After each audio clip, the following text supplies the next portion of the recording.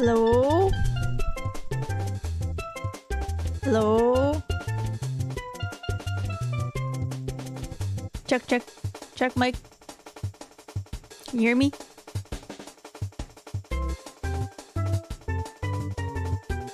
This setup is quite complicated. I really hope everything works. I'm really nervous.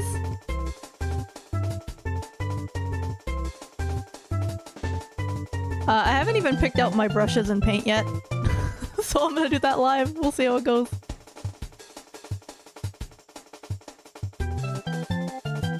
Sorry you missed the partner anniversary. That's okay. That's okay.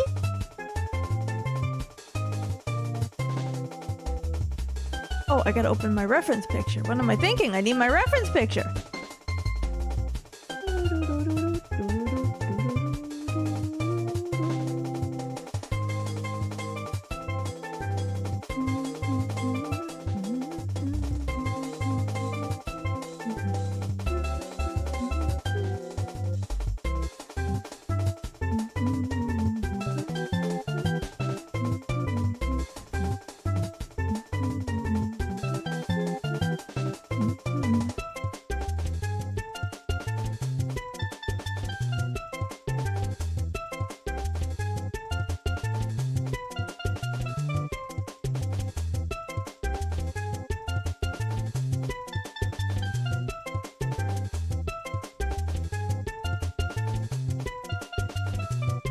Hello? Hello? Hello? Can you hear me? Yeah, I'm really nervous. Was I muted the rest of this time? You hear me humming along to the music? Oh, I'm a mess. I haven't slept in 24 hours, by the way.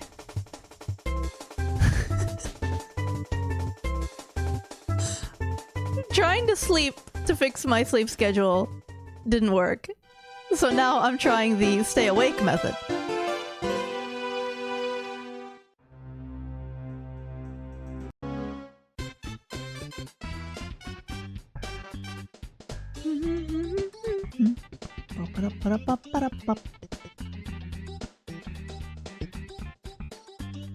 Don't make us make you get some sleep. Don't worry, don't worry. It worked out because I'm quite sleepy. But we're gonna paint a nice painting. We're gonna finish as much of the painting as we can within 2 or 3 hours. And then I'm going to sleep. So it's all good.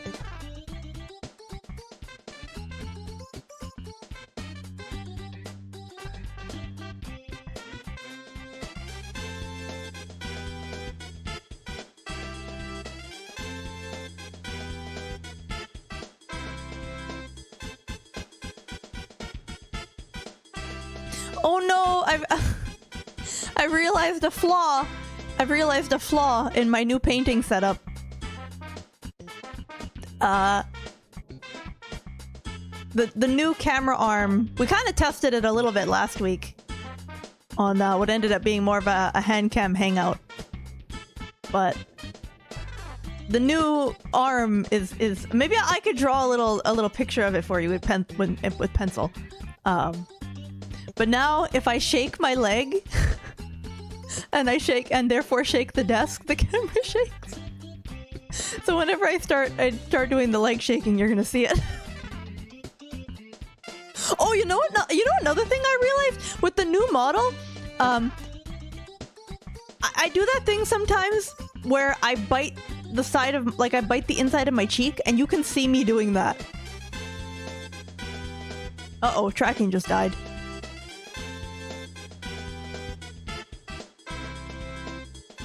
Oh, it's back. I figured out why the tracking broke the other day. The phone had to be restarted. I think it overheated. Careful camera doesn't come loose.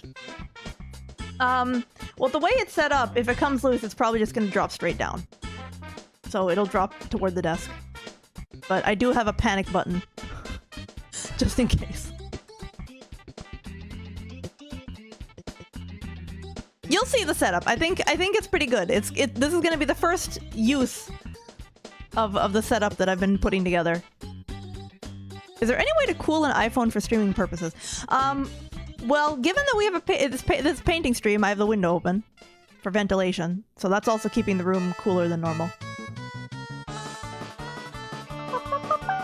I'm so excited to play more Mario 64. I'm really excited to play more Half-Life. I think between the two, I might have been having more fun with Half-Life because it was, I guess, because it's more new to me. Anyway, sorry, I'm yapping on the. Sorry.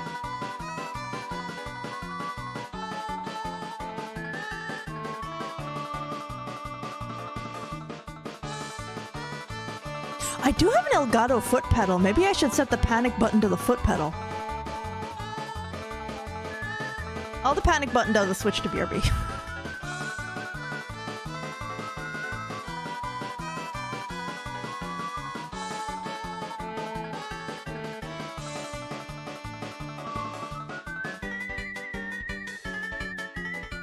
Why do VTubers use phones for tracking instead of webcam? That is an excellent question that I can answer. I'll answer that in a minute. Remind me. It does have good tracking, but I can explain in detail why it has good tracking. It's really interesting.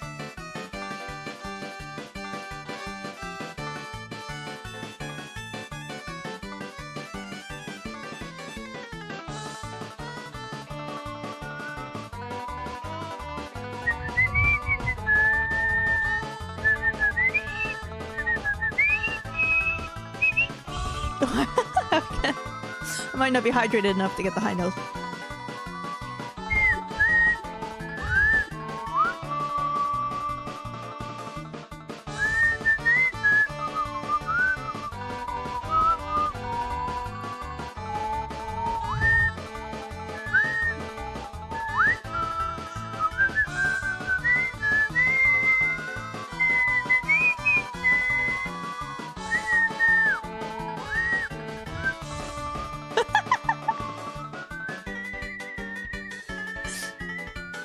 Have I showed you guys my secret talent is that I can whistle the Moljero, pardon me, the Moljero theme from Wind Waker? I remember late night shows used to have a segment called like human tricks talent show or something, and that would be mine. Slide whistle is in a drawer because it needs to be fixed, and I still haven't figured out how to fix it. I hope the music's not too loud. I hope you can still you can hear me. Should I just get to the stream? I'm yapping so much. I'm caffeinated. I'm yapping. It's been a whole 3-4 days since I last streamed. I want to yap.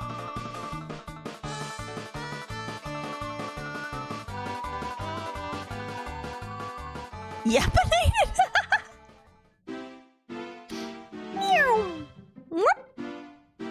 Whoa, that was almost a Mario Bros. When you switch from the level into back to the castle, like. Hello. Oh, no Catterday today. I'm gonna get mad.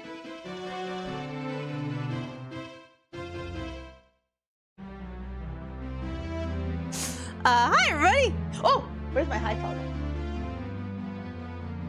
Hello!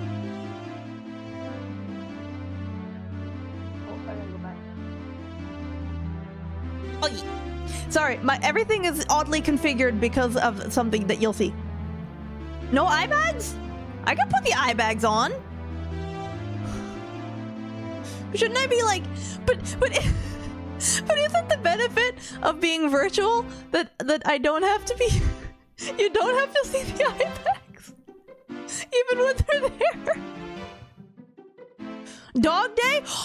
I forgot about Wednesday. I forgot to set up the Wednesday toggle. I can just manually set it to dog though. Not been here in a bit. When did Maple get even cuter? What do you mean? What are you talking about? I've always looked like this. See? Leaf hair, same.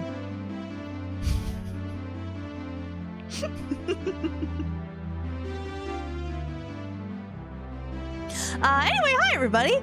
Welcome to another week We're gonna be streaming today through Sunday. Is the music too loud? I keep thinking the music is too loud. Audio stuff really eludes me. I need to figure out the way, like, I can monitor my own voice, but I have to figure out how I can monitor what you guys hear. So instead of it playing the desktop audio, it plays what you hear, and a bit loud? That's what I thought. Okay. Whoa, really loud. No anxiety music. Oh, something funny happened. I streamed Super Mario 64 last week, right? And I'm not monetized on YouTube at the moment, so it doesn't really matter that much, I suppose. But I got a copyright claim, not like a takedown notice, but like copyrighted audio detected type of thing. For Dire Docs, lo-fi mix.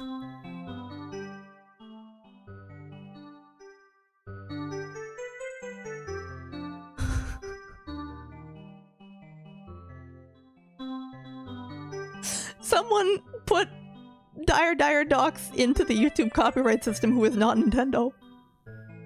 See, the YouTube ecosystem intimidates me. It really does. But I don't think it said you're like there's no damage to the anyway. So that's probably gonna happen on this video too now that the Dire Docs music played. Yeah, I gotta learn my way around YouTube. Yeah, the hood toggle breaks things because the back hair disappears when the hood is on, but when the vest is off, the hood is not visible. It's a glitch. I fixed a bunch of stuff in the model. I have to re-export it. But the hood not being compatible with vest off. Like when the vest is off, but the hood is up, the back hair should be visible. But pretend it's like pretend I have it in a bun. I don't know. Or pretend it's like a pixie cut. I don't know. Ball maple? It was pretty tough to make the head actually circular. Because I wanted to have a bald toggle. Because I think they're funny. Oh, what was that question about why VTuber tracking iPhone? Why VTuber tracking iPhone? Because iPhones have a proprietary lockdown face tracking system that is used for Face ID. Because of Face ID, iPhones have the best tracking. Because they have like ARKit tracking. Even like professional mocap will make helmets that hold the iPhone like a foot away from your face. So you'll be wearing like a 10K mocap suit and the face tracking is still done with an iPhone. Because up until like actual optical dot tracking like they use for like video games, I think they did that for like Death Stranding and like Lord of the Rings. Like when you see videos of people with the dots all over their face, yeah, that's like the next step up. Yeah, even before this model, I saw a significant tracking increase switching over to an iPhone. I got a used one, and now with a model designed for iPhone, it's pretty crazy.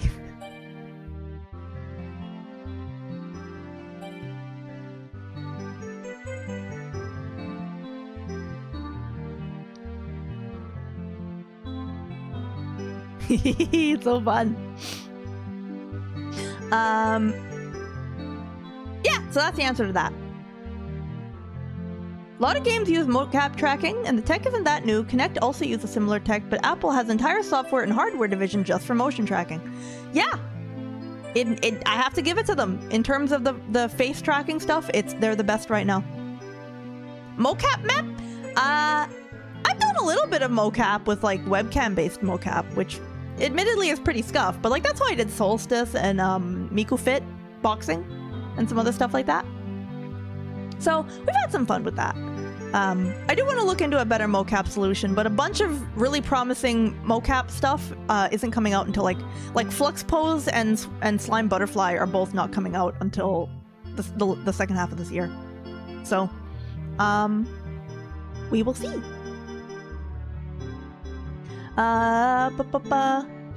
Sorry, I gotta scroll up. I gotta scroll up in chat. I get yapping. And I kind of go on a tear and I don't read chat and I'm sorry.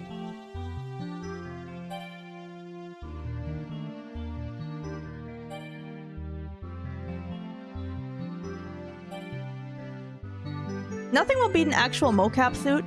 Well, actually, there are some suits that are pretty much. I gotta lower the music again. I think it keeps getting a little louder and louder. I'm gonna make it put it quite a bit lower. Oh, by the way, this is an art stream, so chill music suggestions would be good. I'm just playing Mario 64 because we're painting the Mario 64 painting. But in terms of mocap, there are some of the mocap suits available right now. Okay. How into this do you want me to go? Because I've researched it a lot. I find it really, really cool technology, and I enjoy it a lot. What does Filion use? Vive trackers, from what I recall. Like a bunch of them. The more points of tracking you have, the better fidelity you have. Mocap, when you think of Code Miko, if I'm not mistaken, she used at least at the last time that I saw, she did like a stream about her system. She used Xsense, Xsens, I think is how it's spelled. She uses those suits. Saraway has mocap that's tens of thousands of dollars. Yeah, I think the Water Though people tweeted about it that she's using something similar to. It's an optical tracking system, so it's like. It's closer to it's closer to professional than anything. Than anything. It's really, really amazing. And you can track objects with it and stuff too.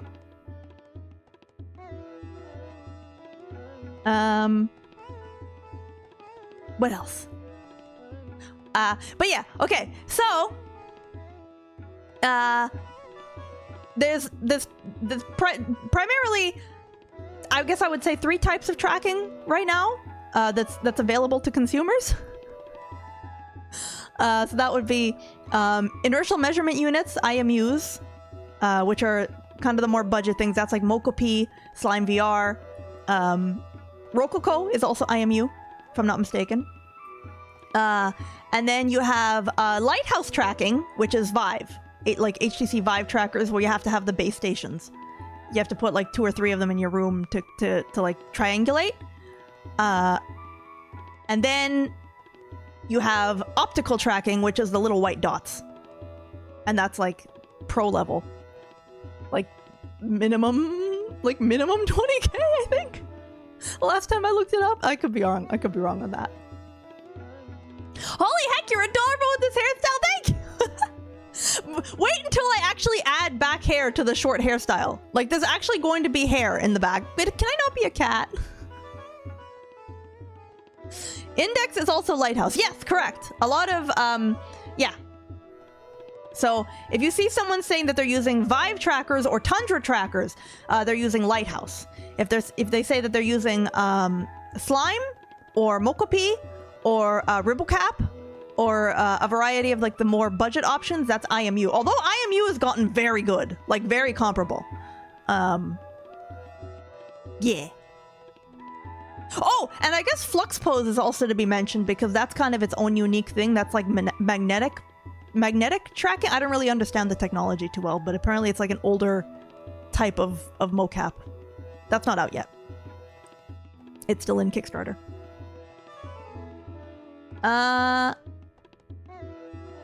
Do a high ponytail? Yeah, I want to do a ponytail! The thing with a ponytail is that on my old model, a ponytail wouldn't have really worked because I wouldn't have been able to turn my head enough for you to even see that there was a ponytail in the back of my head. Like, look. Like, I can actually turn my head enough that you would be able to see a ponytail at the back of my head.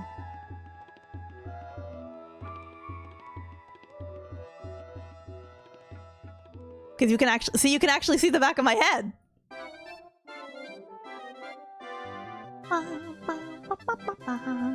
Yeah, I'd have to go like really crazy with the physics. So when I turn my head like this, you see it swishing around in the back. Ponytail over shoulder. Oh, I could do that too.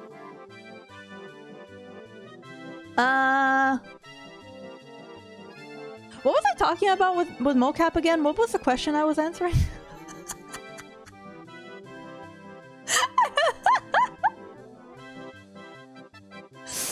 Maple high ponytail with chopsticks and kimono.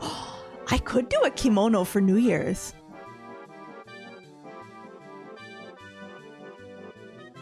Anime mom brain when she's playing a Souls-like because she'll die a lot. Hey! I think when it comes to Souls games, I die an average amount. The single braid is a death flag? It's so cute though. Why use iPhone for tracking? All right. No, but what got me on the conversation of types of mocap? Whatever. It's fun to yap about. Anyway, yeah, mocap is really cool. The fact that there's motion capture that you can get and use in your bedroom instead of having to go to like a studio rental and stuff. It's I don't know. It's pretty awesome. It's cool. I nerd out. I can get a bit nerdy about it.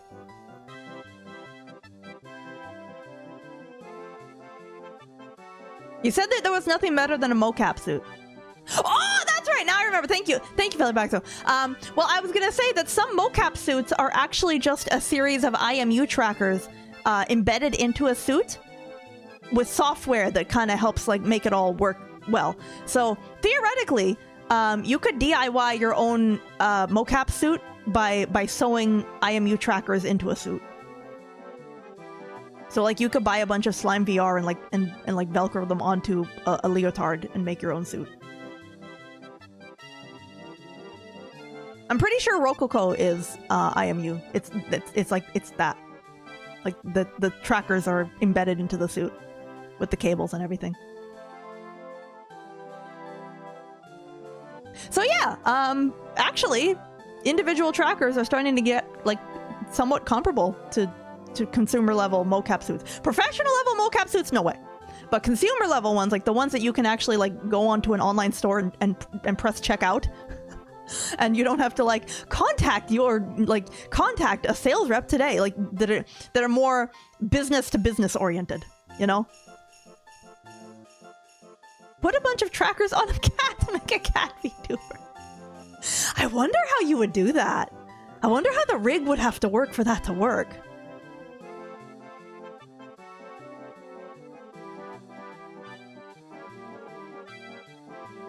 That's very interesting. Ask the people who made Stray.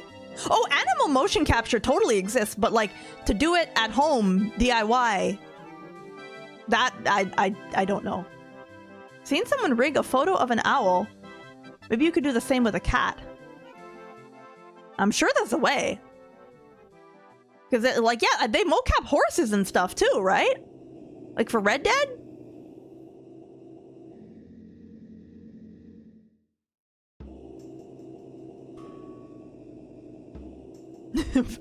Would that count as mocat? Okay, anyway. Today we're gonna paint a picture. And I'm quite nervous about it. I might be yapping a little more than usual because I'm nervous and I'm stalling. But I'm gonna say hi to everybody. I think I forgot to get water, so I might go get some water.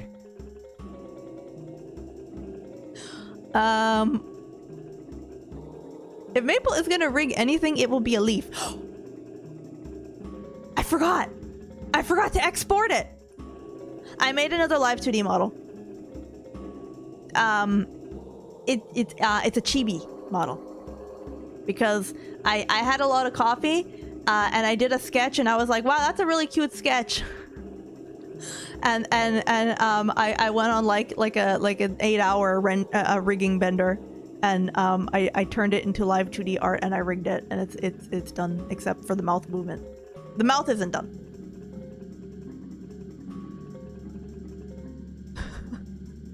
But most of it is done. Maybe I could try to finish that for tomorrow. I don't know what the occasion, like, I don't know what occasions I would use the baby chibi model for, except, I guess if I play baby game and I have baby model, would that make me more powerful?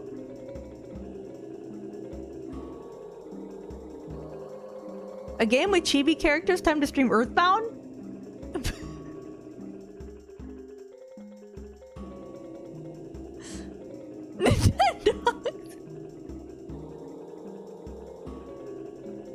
You someone playing TF too heavy? You die. Entire team is babies, including me. But yeah, I think it turned out pretty cute. I tried to go for like a toon shader effect similar to the Leaf Bud model I made ages ago. I want to update that one too, and give it more features now that I know more things. You'll see, it's kind of like the scrungly way I draw myself sometimes with like the dot eyes. You could be hyped for that. I'll try to finish it and show you guys this week. I don't know what we'll use it for, but I made it. So anyway, let me say hi to everybody. And I guess I could use it if the phone overheats. Because it's a significantly simpler model. This one took 3 years of intermittent work and like 6 months of consistent work. This one and the chibi took me like 6 to 8 hours, start to finish. It was actually extremely refreshing. It was so refreshing to be like in like 1 or 2 sittings it can be done.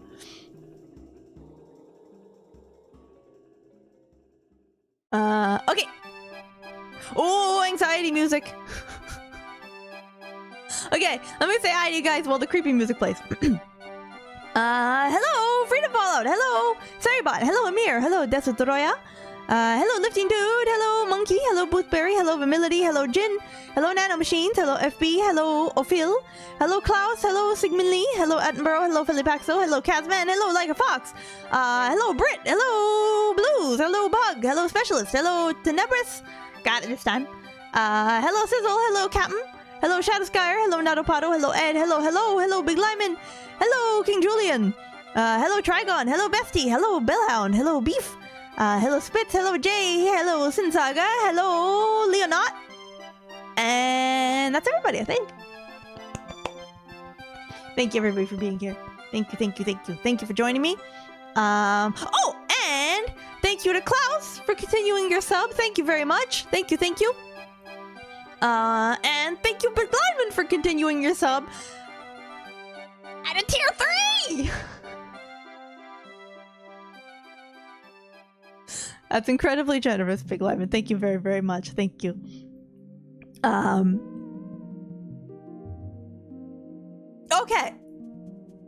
Okay. I'm very nervous about painting stream. Okay, I'm gonna show you for a second what we're working with, and then I might BRB for like 30 seconds to get some water. Okay. Meow. Whoop.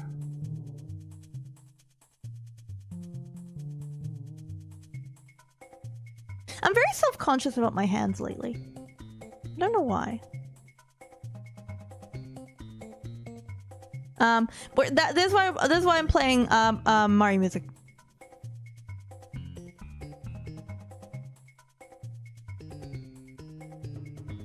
Because we're painting this. You guys say princess fingies, but what about in like 10 years? Were you still gonna say that?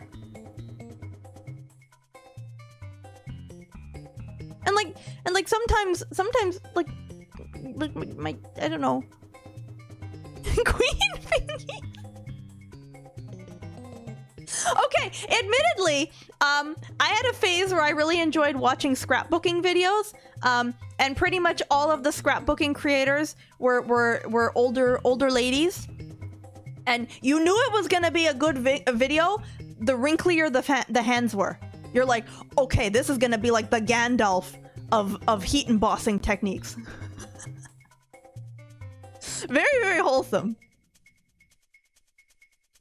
Why would 10 years matter? You're an elf? Well, if I stay as dehydrated as I tend to be lately, I don't know.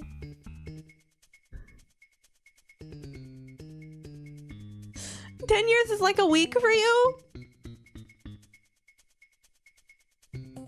But like 10 years of dehydration, you know, that's probably gonna age me a little faster than normal. Drink some water? Okay, I gotta go get some water. Okay, but we're gonna be painting this in oils. The sketch is done. We didn't paint this last Sunday because it still felt tacky to the touch, and I was like, oh boy, the medium must have gone bad or something. It smelled a little funny, but I thought maybe it was still okay. But on like Tuesday, I checked it, I touched it, and I'm like, oh, this dried. It did eventually dry. It just needed like 72 hours. So we're still gonna make it work. It doesn't. I mean, it doesn't have to be like perfectly archival. Today is a stream of remembering how to oil paint because it's been over a year since the last time I painted on stream, so I'm a little nervous about it. But however it turns out, I'm also using a new setup and new materials. I'm using a different type of like solvent because it's not a solvent. It's a solventless solvent. I read about it online. I saw some YouTube videos about it, and I thought maybe it would be a good thing to try because it will be like more odorless, more a hamburger with nothing.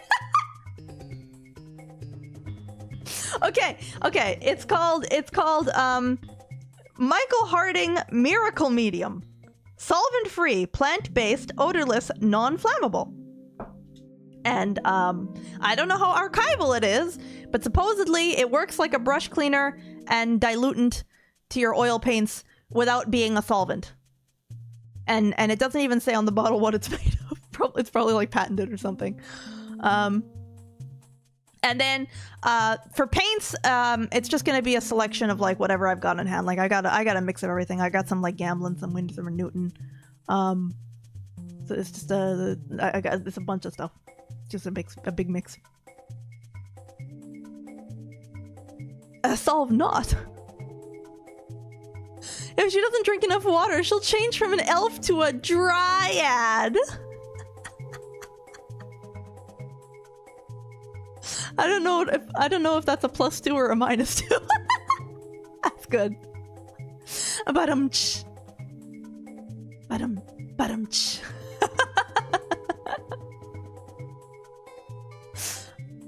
Oil is a little more tough than acrylics, but it's fun. I actually find oil easier than acrylics because oil is extremely forgiving. Especially, more than anything, the colors on your palette.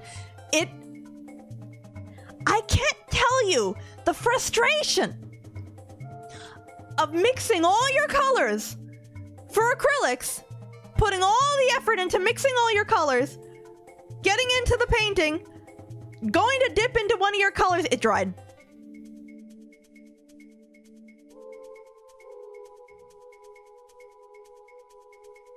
My face is not sufficiently expressing my frustration. For anyone who's worked with like done any mini or model painting, like from what I understand, like all of the Citadel paints are acrylic. And like Vallejo and all of those, like all the mini painting wargaming paints are all acrylic. And like I've watched some like mini painting videos out of curiosity, and people will be like, oh, you have to have a stay wet palette or else your paints will dry instantly. And it's like, yeah, acrylic dries like basically instantly. So if you want to do any amount of blending whatsoever, you have to be incredibly quick. And you can use like slow dry medium and stuff, but even with slow dry medium, you get maybe like 30 more seconds, in my experience. Because if you put too much medium, you ruin the binding property of the paint. And yeah. Anyway, let me get that water. And then I will pick out paints and brushes. I haven't even picked out. I didn't want to be like 20 minutes late, so I just went live without everything being done yet. Acrylic is more bold, and dries quicker, so you can add another layer in short time, but it's harder to blend. Yeah, a method that I was taught was to do a hybrid method of acrylic underpainting, oil on top.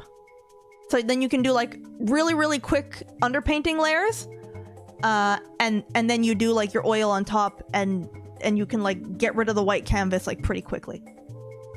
I was thinking about doing that for this, and for King Harkinian, which I want to be a bit of a more ambitious painting. I'll show you how big that one's gonna be. 1 second.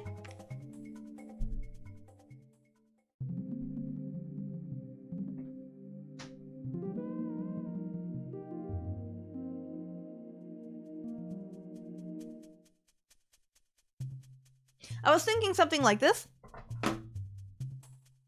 So, I don't know if you can tell, but this is an 8x8 and this is a 6x6.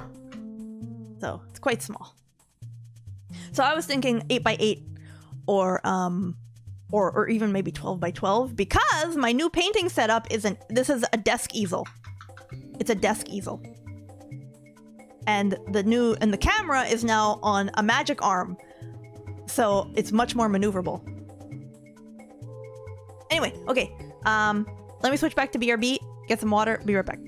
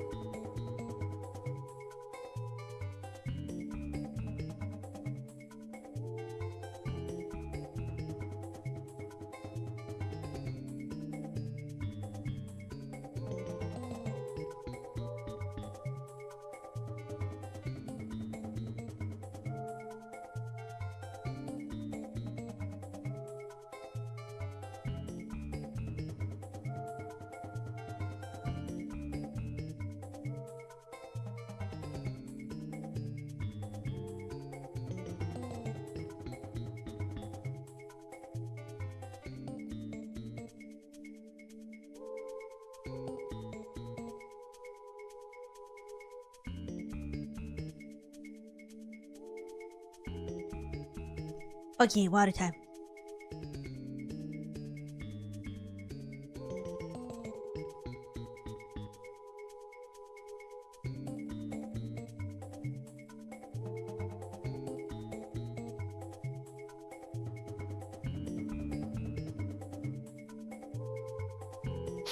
Yes, this is going to be a physical painting. Physical painting. Okay. I'm gonna stay on the BRB screen a moment longer, so you have something to look at, because I have to get up and choose paints. Don't fall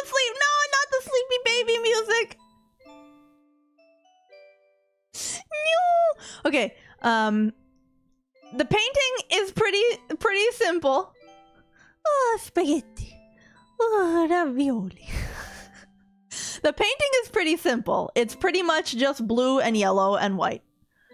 So I gotta choose. I'm thinking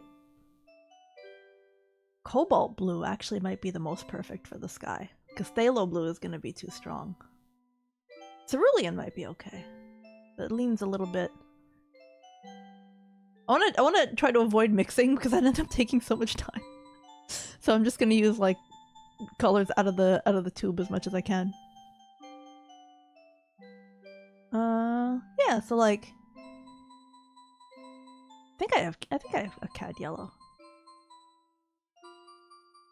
Okay, cad yellow, chromatic black, white, blue. That should do it. Yeah, okay. One sec.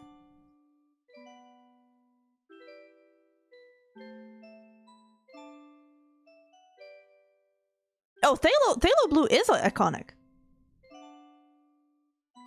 There's also phthalo green.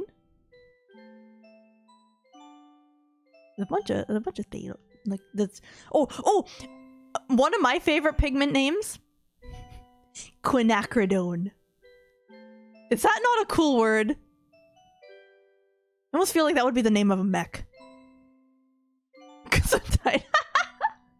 Titanium white. Sounds like a kaiju. Isn't it an awesome name? My name is Cobalt Quinacridone. Free D&D name for you. Okay, one sec.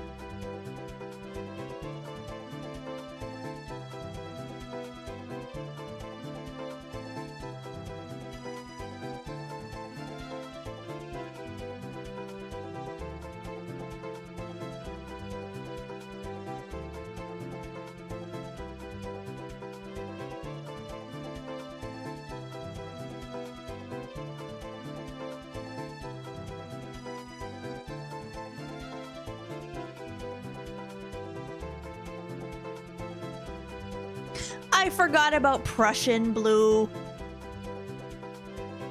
Maple, you need a proper BRB screen? Why? Oh, sorry. Sorry. I just read up. Yeah. Yeah, probably. Oh, I forgot to get brushes. I forgot about Prussian blue. That'll be perfect for this guy. Nice neutral blue. Not too warm, not too cool. Give me a sec.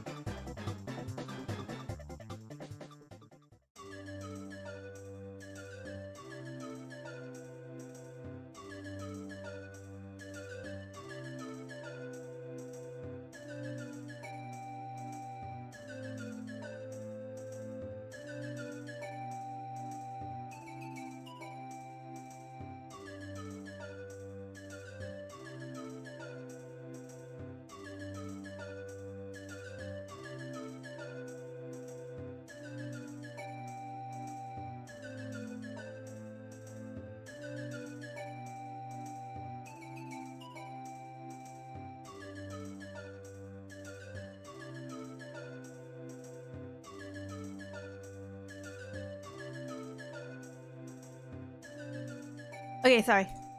Some of my brushes are in pretty bad shape. Oh no, Bowser! Yeah, some of these brushes are in pretty rough shape.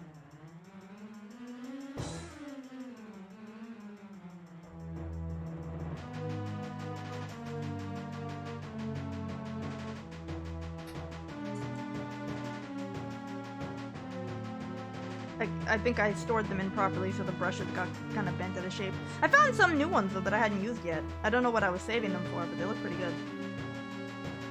Maybe I'll try to challenge myself to use this brush for the whole thing. It's a bit small, though, for the wide areas. Hang on, I gotta find something bigger. I have a tendency of using brushes that are too small.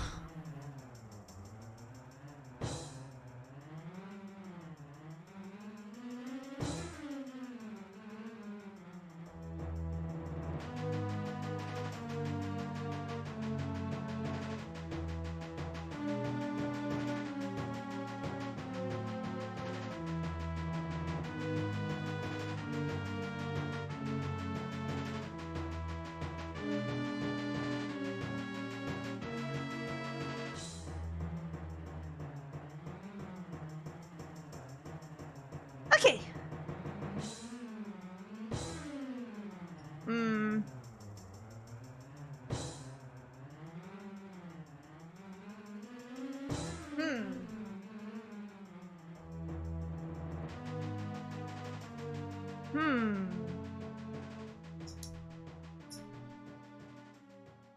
Hang on.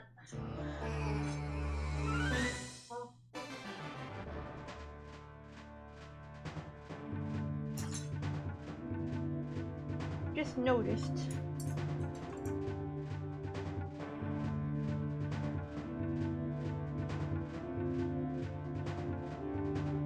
Probably better if I use these brushes. Now I remember why I got those in particular.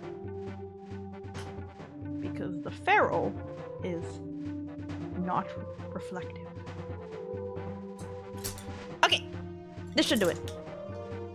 A selection of flat brushes in various sizes. And some paints. And you might hear I set a piece of aluminum foil down on my table for the medium, just in case I spill it. It might like dissolve the finish of my desk. Okay! I am very nervous. I'm nervous. But this is a test run for potentially this becoming a repeat segment. Obviously, I needed to set up like a half an hour earlier than I did. I'm sorry about that. Okay.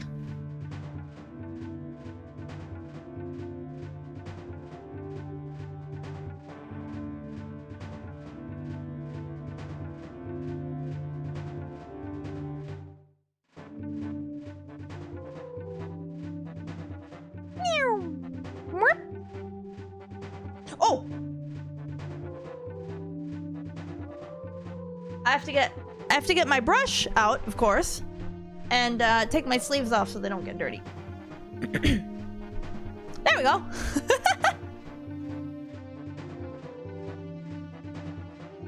Okay.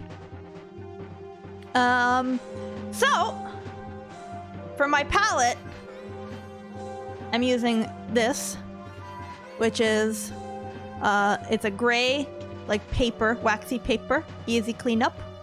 Do I have an apron for painting? No.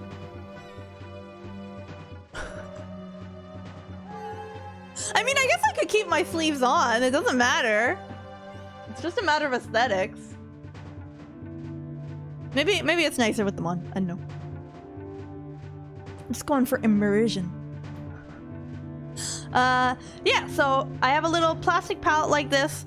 My preference is actually to use a glass palette. But those are too shiny. So we're using the wax paper palette.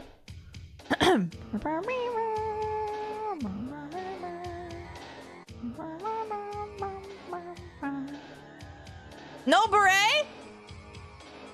I do think berets are very cute. There is paint in areas of her room she still hasn't found. That's correct, actually, yeah.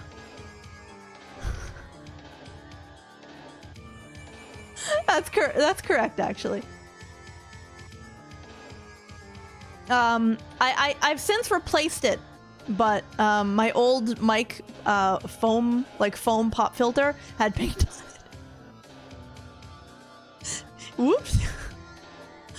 Maple, what do you think of that maple bacon poutine you posted the other day? Would eat. Okay.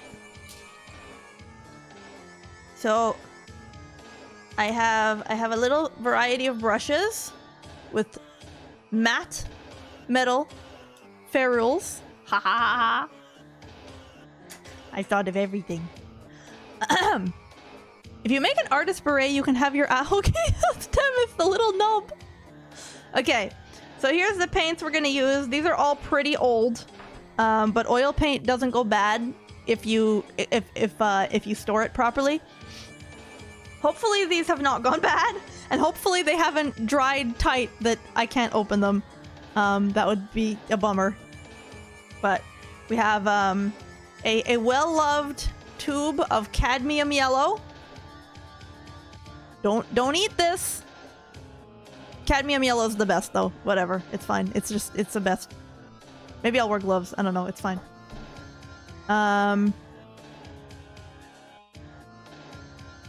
We have Gamblin Radiant White, which is made with safflower oil, so it doesn't yellow as much as regular titanium white that's made with linseed oil.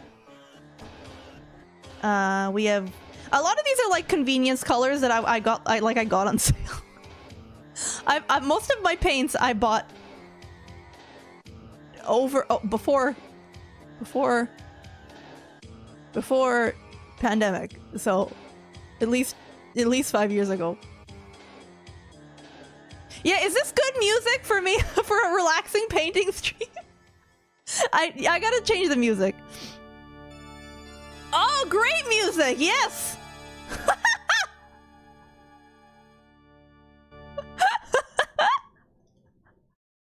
Behold, painting! Hang on. What if I go back to Bomb on Battlefield?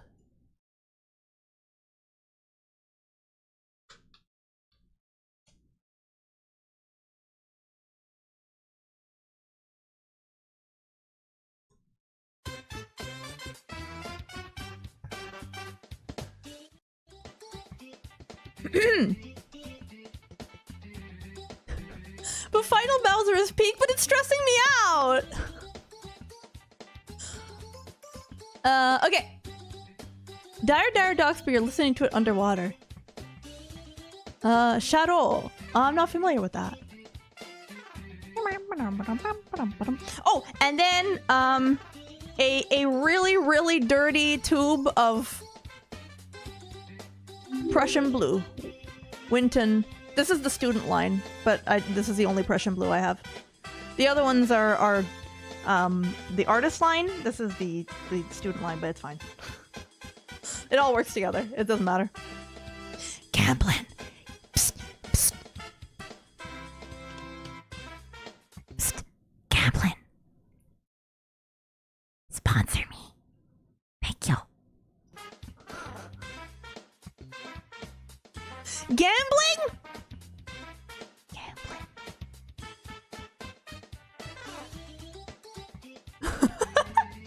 Elf-aged paints. Genuinely, I think I had seen something recently. Did I say gotcha? Did I just say gotcha? Did I say gotcha? Gotcha brand paints. You never know what color you're gonna get. Can you imagine? Can you imagine if they actually did like... Actually, wait, that a lot of paint manufacturers do actually do gotcha.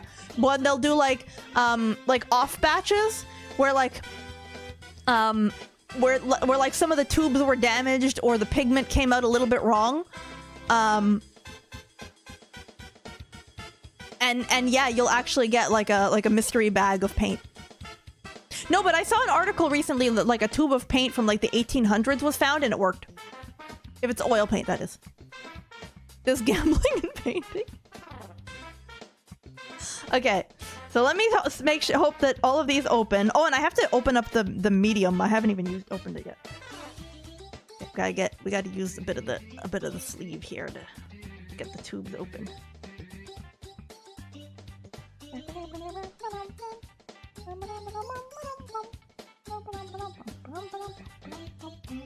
Gonna use only a little bit at a time.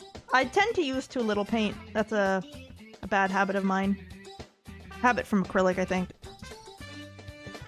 Where it's like, if you put too much out, you just end up wasting paint because it dries immediately.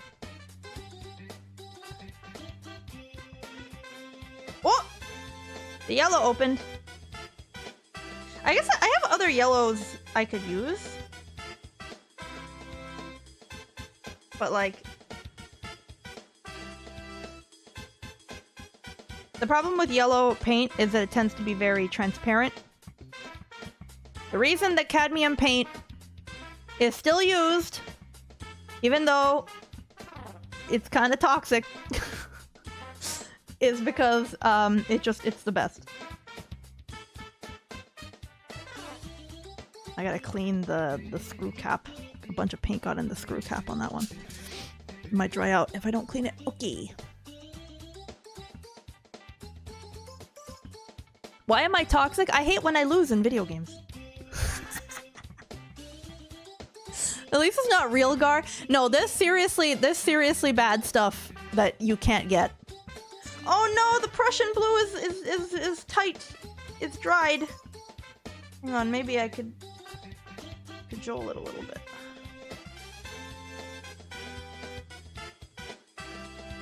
Oh boy. Maybe it's okay if we use phthalo blue for the sky after all. Maybe we'll use that ultramarine blue for the sky after all. Yeah.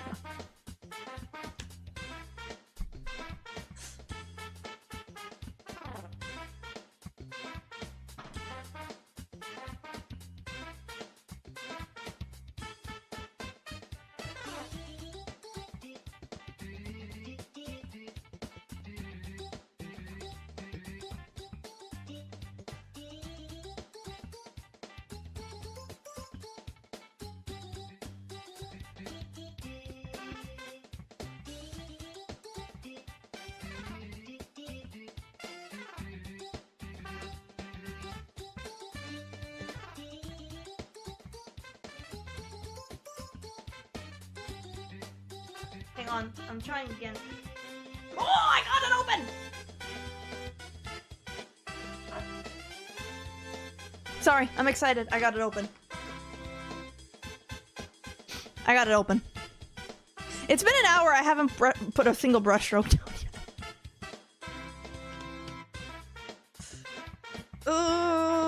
Okay, I gotta clean this one out like right after the stream. This is really bad. See, they get a bit gunky. If yeah. Oopsie daisy.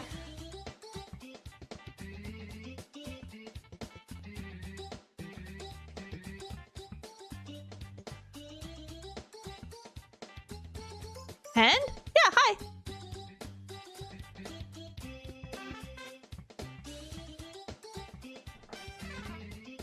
Isn't there radioactive paint?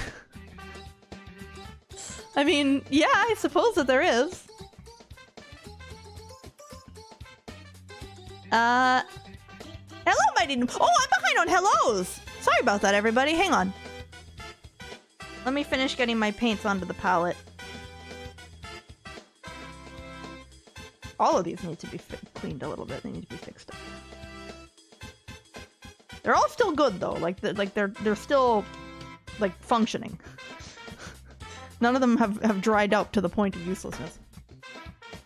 Okay, and now I have a glass jar that I'm going to try putting some of the miracle medium, apparently.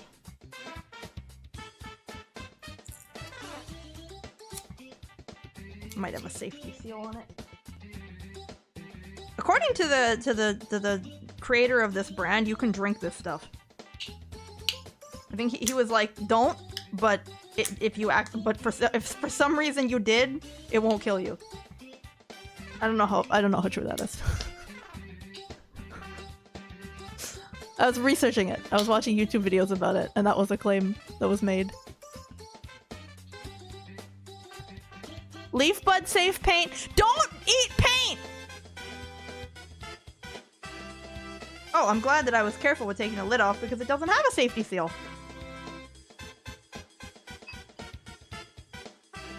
Okay, I put a tiny bit into the glass jar. Child-proof lid back on, so no leaf buds can get it.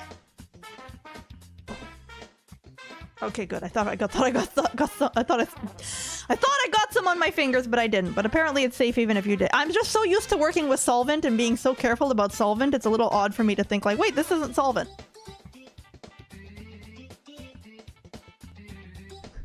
Tasty lead. Okay. No. No lead paint. Cake paints? Oh, that would be tempera. Like the cake pans that you use in school, those would be tempera. Yeah, those are non-toxic as well. I think they're based on egg. Okay, where to start on this painting? Probably the sky. Yeah, probably the sky. I probably want to mix a couple colors for the sky. Apparently you can paint with coffee. You can. You could use it like watercolor. Oh, cobalt is pretty toxic too. Yeah. I have a cobalt blue and a cobalt turquoise. It's about the same as cadmium. Don't touch it. Don't eat it. Wash your hands really well if you happen to get any on you. It's not too bad. Where was I on hellos? Bunch of hellos. Oh my goodness, I missed a lot of hellos. Sorry about that, everybody. Hello Dirk, hello Seda, hello Nightbot, hello Ryan, hello Shielded Leaf, hello Azura, hello Oni Actual, hello Obsidian Eagle, hello Alpha Omega, hello Salt Wizard, hello Popo, who says, "Oi love, what pint will we pint in this pinting stream?"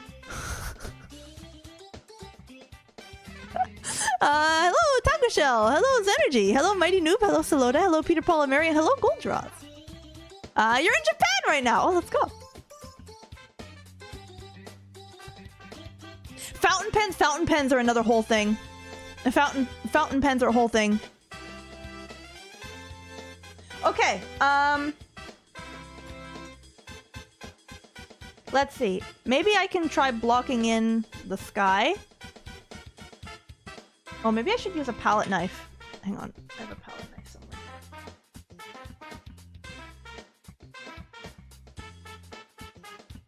I also got a matte, not mirror finish palette knife. My other palette knives were like actual mirror finish. This one's like more stainless steel finish, so there's no actual reflection, just in case. I've been acquiring tools to resume the oil painting segments for like months, and now I'm brave enough to actually do it. Okay, so we're gonna want the white and Prussian blue.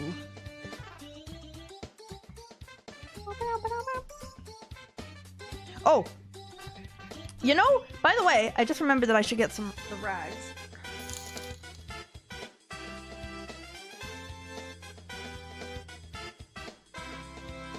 The best rags for oil painting are these!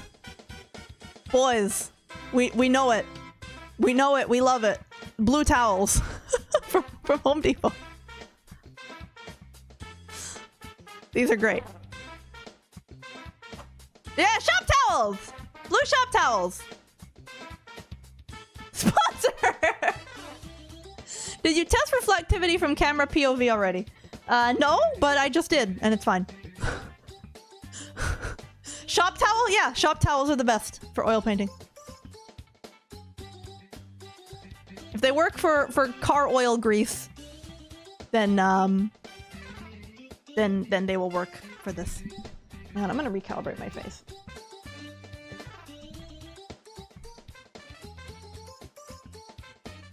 At the risk of getting paint on my iPhone.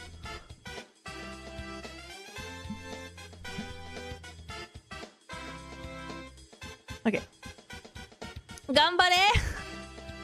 Thank you. I'm a little nervous to paint again after such a long time, but I will do my best. Okay, I'm mixing my paints on the palette. Yes, Prussian blue was the correct choice. Yes, perfect tone of blue.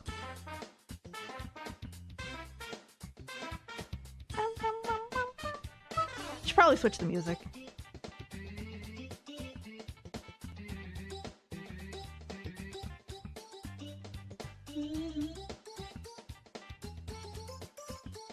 Beautiful. Beautiful. Maybe a little bit, actually maybe a little bit cool. Maybe a little bit on the cool side. Maybe it needs to be a little warmer. That's fine. This isn't like an archival gallery piece or anything. We're practicing. I'm too hard on myself about a lot of things, I think.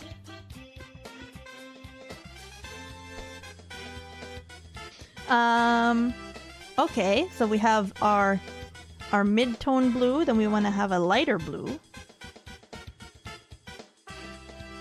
With just a little bit of the Prussian blue in it.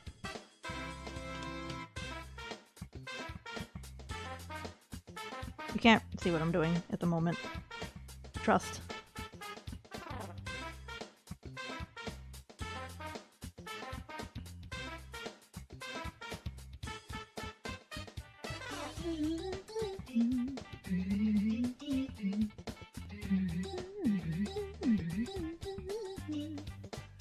Yeah, looks about right. And now I want to do a darker blue.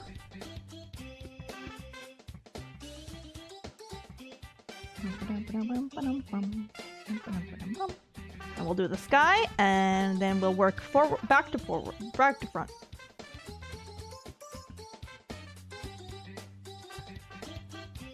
Because then we can overlay the bomb-oms over top of the sky.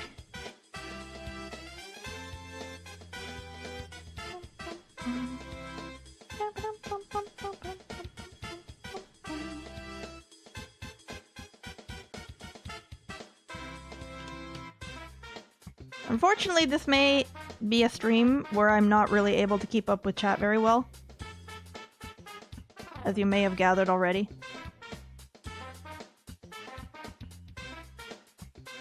Because my eyes are elsewhere. Land of the Khajiit. Maybe a tiny touch of black. Tiny bit. Desaturate it a bit. Maybe a little more than that. I wonder if I could get like a second cam on the palette. I know that I see other painters like on YouTube do that.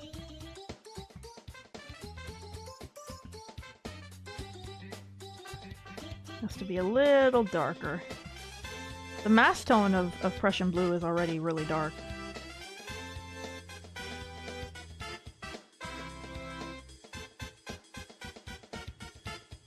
Oh, there we go. We're getting somewhere. Glass palettes are so much nicer to work with. It's still a little bit light, but like, yeah, you see, it's a little light. The difference between these two colors should be more significant. Co-working stream, co-working music? Is this a co-working stream? Kind of like a just chatting, but I'm making a thing.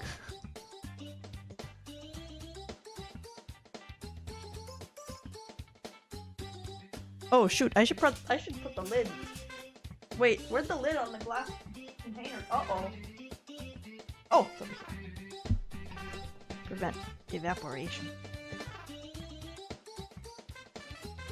Okay, I think that's something. If you're focused more on work and less on chatting, I think that makes it co-working. I guess. Hello, Zanzan. But anyway, yeah, I by default, I'd say most streams can be co-working. Hello, Gustav. Yeah, I'm not able to open up Discord at the moment to look for music there. So if you guys want to put like chill video game playlist options in chat, you can do that.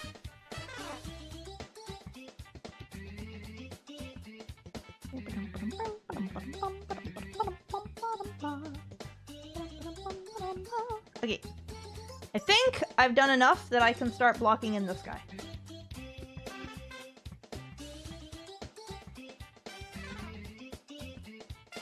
Subnautica OST? But I want to play Subnautica. I don't want to be spoiled. We need we need the most anxiety-inducing music ever. Oh, that would be the Cuphead OST. I want to play that. Oh, thank you for the follow. Okay. So, what I've done is I've kind of blocked out the areas. This is a long brush, by the way. This is like a long handle brush. Kind of like what I'm holding on, like, it's what I'm holding. So I kind of mapped out the light area. So this area is like pretty much pure white. This area is pretty much pure white. It gets a little darker down here. This area is quite dark. So yeah, we're just gonna do it. We're gonna, hello, Marco Greco. Welcome to the stream. What's this music? What's this music?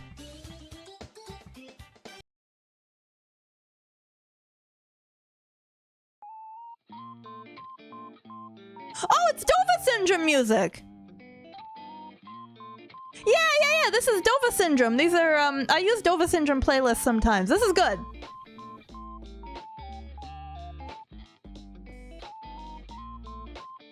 Do we like this? Is the volume good or is it too low?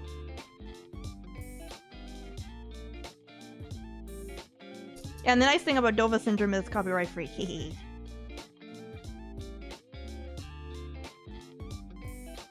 Volume's good. Volume's perfect. Excellent. Key. So I don't actually remember if I should be... Oh, I should get some Miracle Medium on my brush. I don't actually remember what my order of operations should be here. Oh, it actually does improve the flow of the paint. Oh, look at that. Oh, look at that. Look at that. It's doing its thing. It's doing it.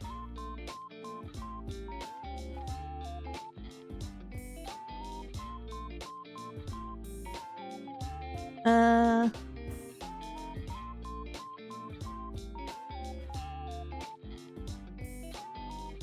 hope this is opaque enough to cover the pencil sketch.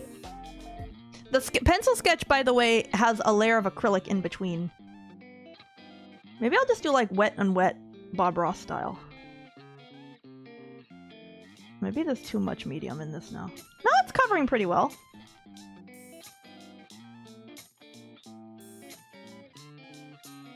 Yeah, maybe I'll just blend right on the canvas. I'm a very lazy painter. Okay, this actually diluted it a lot, but the opacity is still there. That's fine.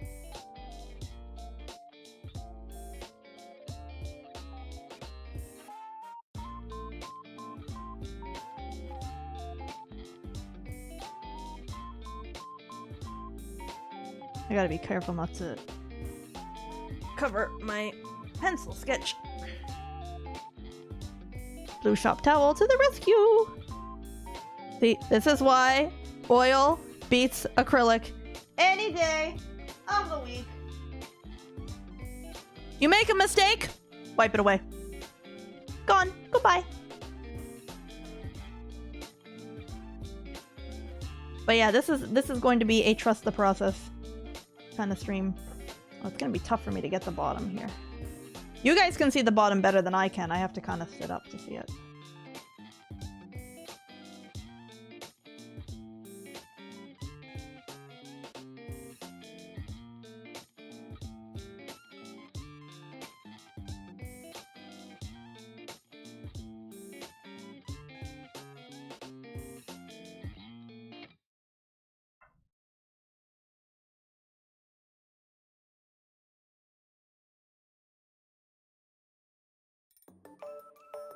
So anyway, what's up with you guys?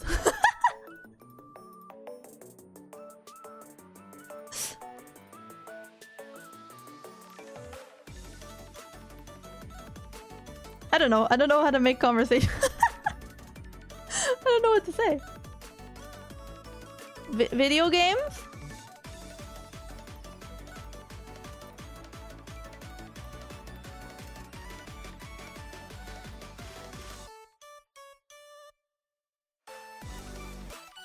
I'm pretty sure I've heard this exact playlist before, like on other people's streams.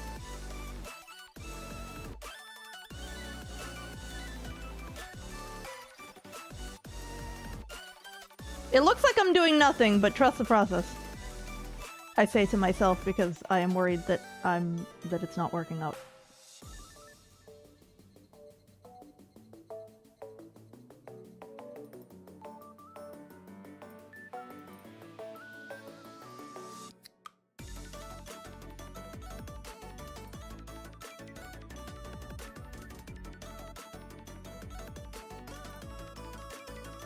HoloLive uses these all the time? Oh, that's from maybe that's where I recognize it from.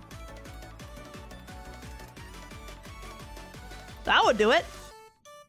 Okay, I think that's all the... Wait, that's some...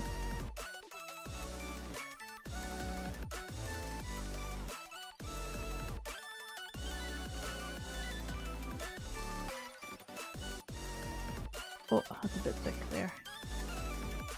I'm counting on like working wet into wet to make this all work out. I'm actually not very good at painting clouds. Or anything. It's been so long since I painted anything, but it's okay. We're figuring it out. Put some more over there, help cover the pencil sketch.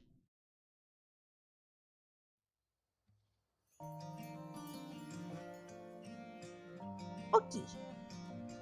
Okie dokie.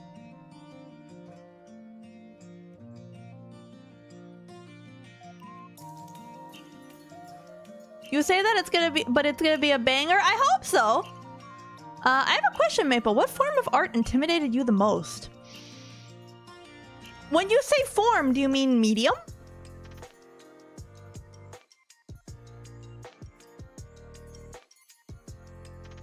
If you had to do it. Do you mean medium or like pencil sketch or like comic book type of category?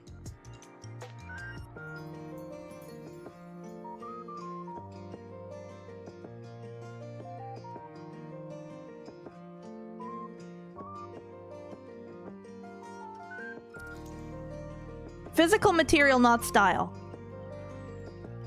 Oil intimidated me for the longest time until eventually I was like, you know what? I really, really want to learn how to do it. It looks really cool and really fun, and I want to try it. So I signed myself up for a class, and I figured I will have someone who knows what they're doing tell me what to do. And I'm really glad I did.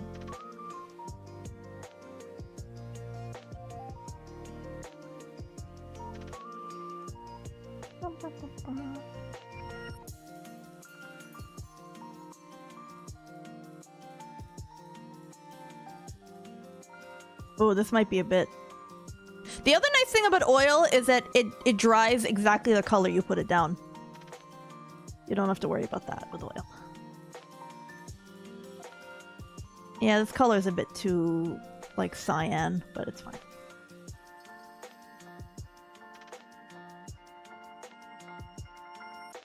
Sculpting, painting... I haven't done really much in the way of sculpting, admittedly.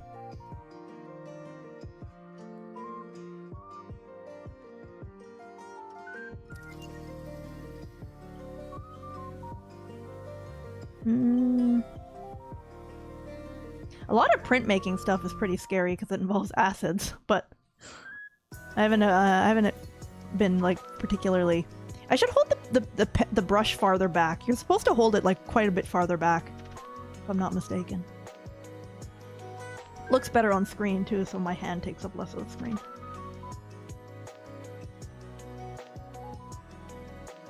Oh, see, not enough flow. Need some of our liquid here. Oh no, brush hitting camera.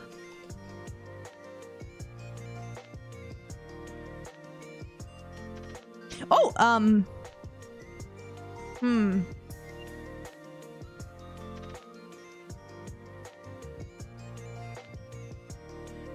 just kind of blocking everything in, and then we could refine it.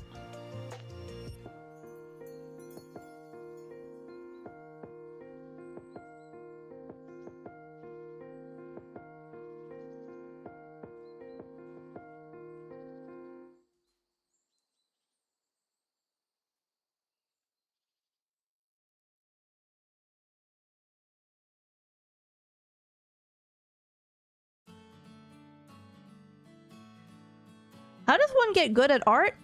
Suck did it horribly anytime you try to draw something. It depends on what type of art you are endeavoring to do. Do you want to learn how to draw? Do you want to learn how to draw realistically? Do you want to learn how to draw anime? Do you want to learn how to draw like cartoons? Cartooning?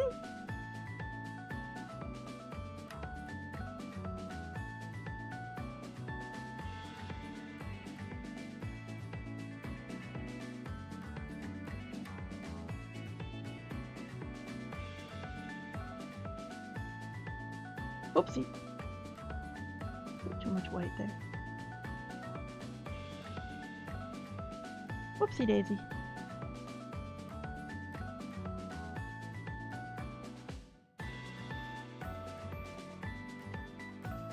Remember, Maple, happy accidents.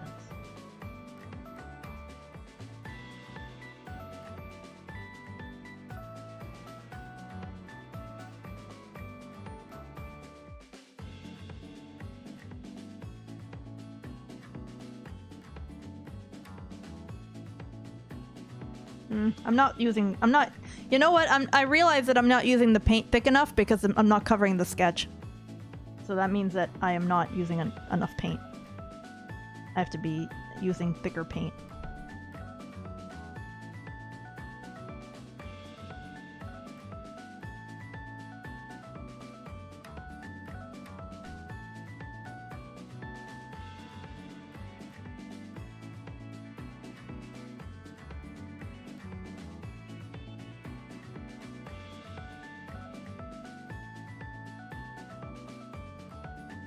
Just drawing anime girl since Twitter art got you into it.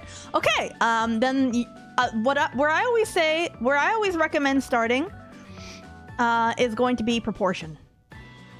And maybe that's like not so fun of an answer. I gotta read a textbook?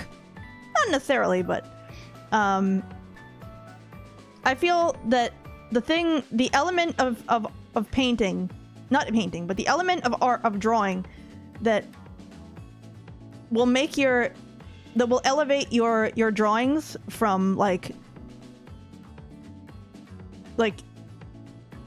will elevate your initial skill level the most noticeably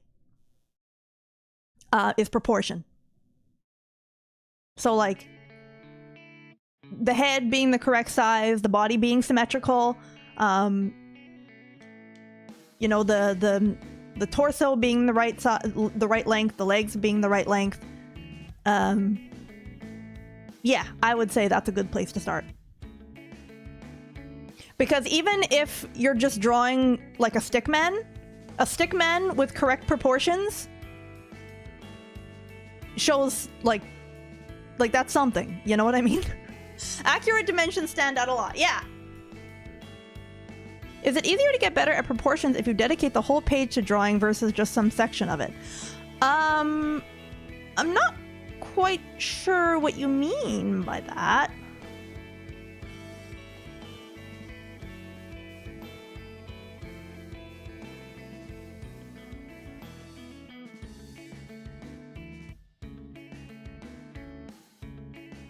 Oopsie.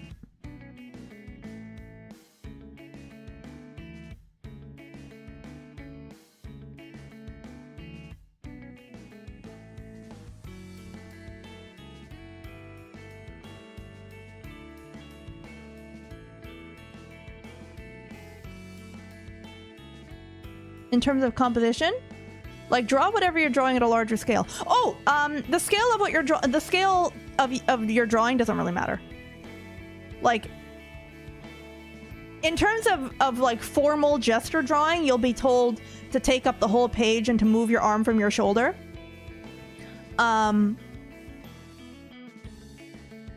But if you're just drawing in your sketchbook or like on some like letter paper, you know, printer paper, I mostly draw on printer paper. If I draw on paper, I draw on printer paper. Because this is gonna sound really weird, but I had like a fear of ruining sketchbooks. So I didn't want to paint in sketchbooks because I was worried I would draw poorly and ruin the sketchbook. And like every time I have to open this page, I have to look at this bad drawing that I did. And I didn't want to do that. So I switched to just drawing on printer paper on a clipboard. Because then if I didn't like it, I could just throw it out. And that works for me, and you gotta find out what works for you. For a long time, I did enjoy drawing in sketchbooks.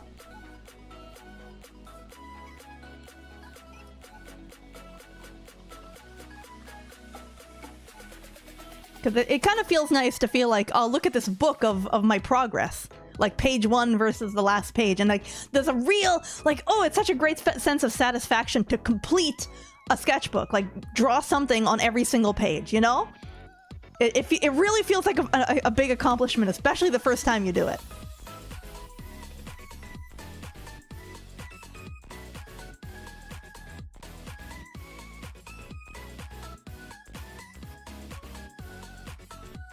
I need more paint on my brush. This is getting ridiculous. Oh.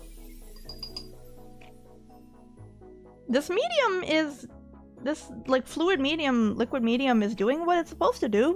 The paint does get a little more flowy when I use it. So, doing good.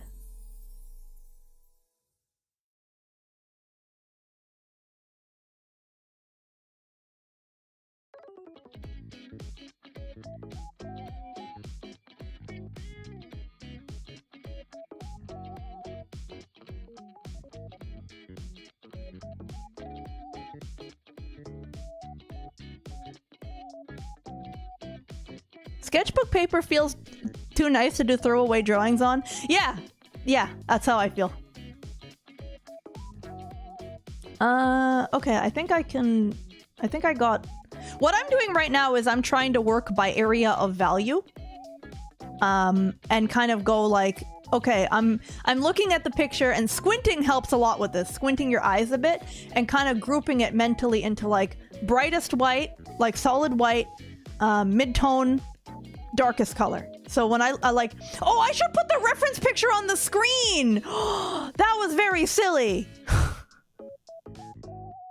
Oh, I don't have, my computer is not very usable right now because my entire desk is taken up by painting.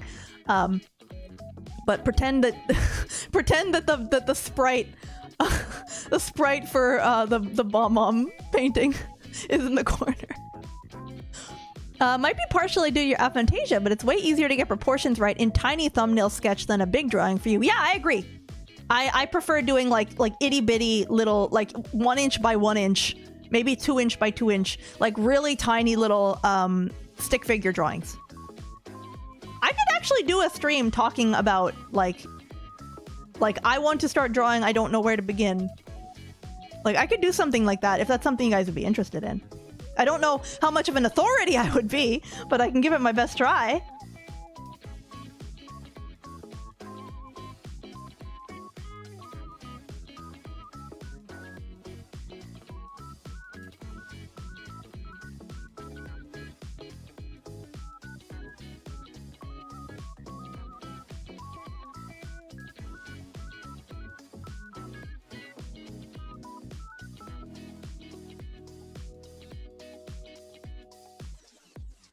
Just fluff it out a little bit.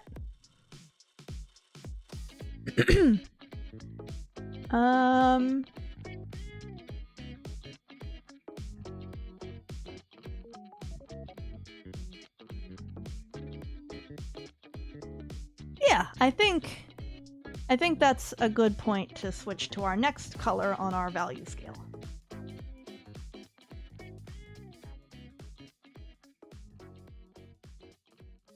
Used to do thumbnail sketches in notebooks and then retrace them onto printer paper using a computer screen. Takes kind of long though. You know what I used to do? Oh, this is gonna be a fun trip down memory lane. You know what I used to do? If I wanted to ink a sketch, but I didn't want to destroy the sketch, because like if you want to go over top of a sketch with like a pen to line art it, you have to erase the sketch after, but I didn't want to do that. So what I would do is, for whatever reason, we had like a sheet of plexiglass. Like, I don't know why we had this, but there was maybe it was like, I don't know, but there was a sheet of plexiglass, and I would put that on my lap and take my desk lamp and put it on the floor and shine the light through the plexiglass, through the paper as like a makeshift light board. And that's how I would line art. This is like, and then I would scan it into the computer and I would color it in Photoshop, like Photoshop Elements 5.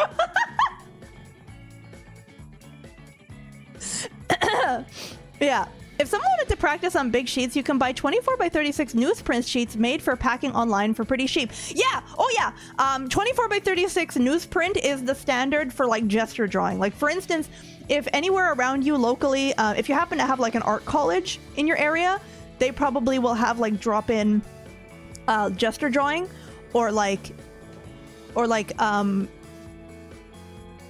maybe a gesture drawing course where you'll have like a model volunteering, and you can go and do like live gesture drawings, and pretty much everybody will be using like drawing boards with newsprint because it's extremely cheap. It's like $1 for a pad of paper. It's thin. It's not really archival, but it's not supposed to be. You're supposed to like burn through those, and that's like how you do your gesture drawing. At least if you're doing like formal gesture drawing, I definitely recommend it. I'm absolutely out of practice. I used to be better at it. I used to have like stronger charcoal gesture drawing skills. But maybe it'd come back to me if I start to do it again. Hello, Swartz. Your mom had a glass table you'd make into a light table. Same idea, same idea. For what you studied, you had to use various things because you studied goldsmithing. Goldsmith? Oh, Goldsmith the book. Oh, yes. Told us to draw the most near IRL size. Yeah, there's various, like, textbooks. Okay, hang on. I gotta get a bit of my medium here. I'm enjoying this medium. It's functioning as it should. It is, in fact, making the paint flow better.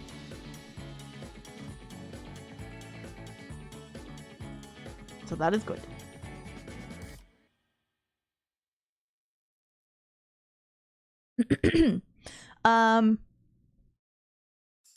What was I saying again? What was the question initially? Sorry. Okay. Now we're gonna go... Hopefully this isn't too dark. I'm gonna go into this area with it. Just back up.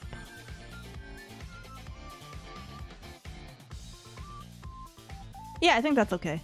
Squinting is a really good technique to check your values.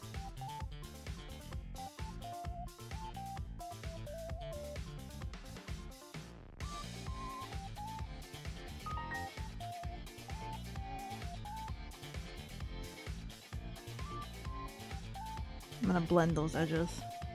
I'll mix a mid-tone and blend them.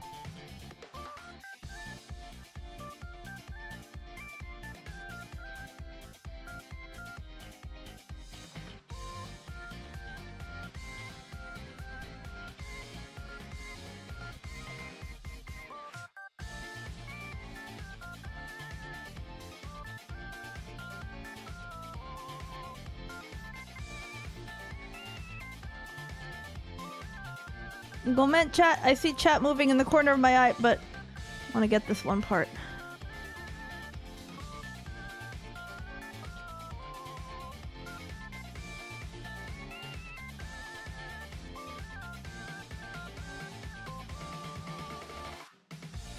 Okay.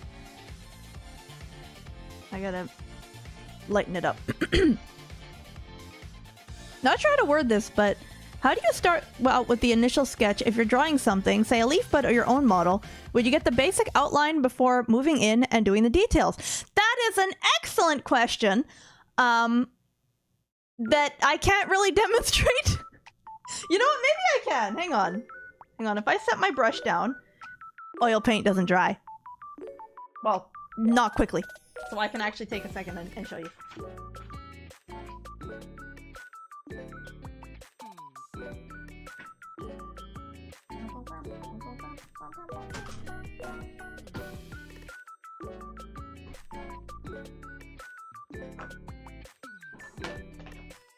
Hang on. Where's my...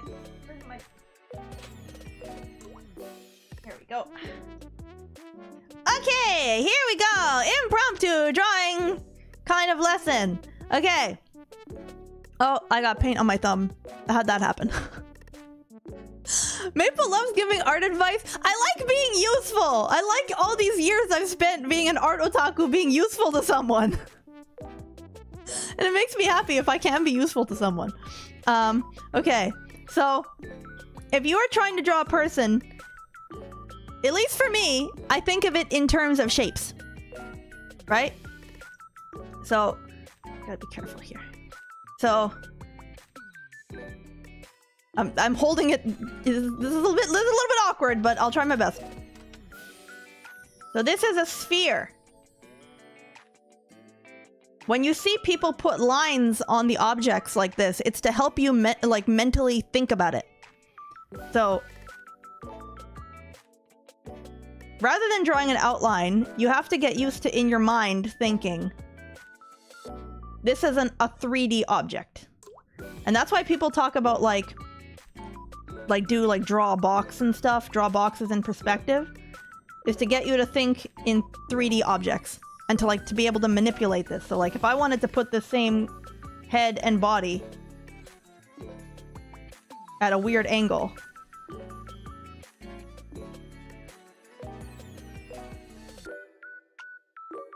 whoa, he's falling down. You can move it in your head. And you also don't if you have trouble mentally visualizing it. Well, I can visualize in my head, so I guess it's a little hard for me to give advice if you can't.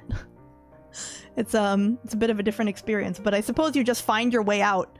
You just find your way out on the paper.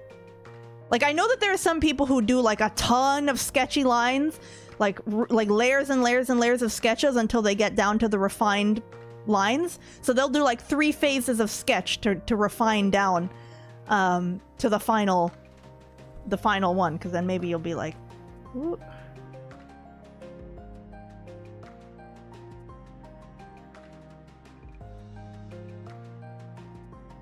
This guy has very narrow shoulders for some reason.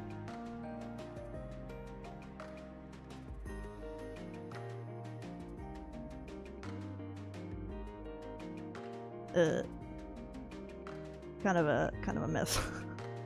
Anyway, whatever. You got the idea.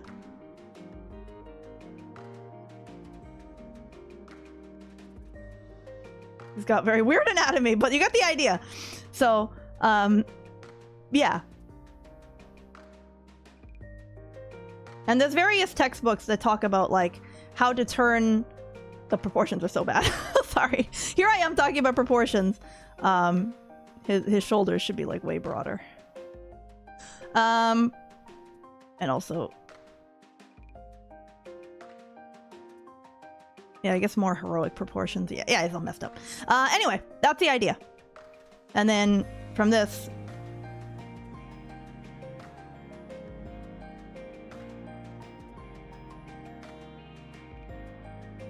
again, whoa, he's on his back. Yeah, you kind of get the idea. So, oh, the other thing I wanted to explain is that, oh boy, try not to spill things. So the other thing is that rather than doing the silhouette of a drawing, okay, here's the important thing. You guys may have heard of the term drawing through the form. You may have heard of this. Okay, so let's say I want to draw an anime girl.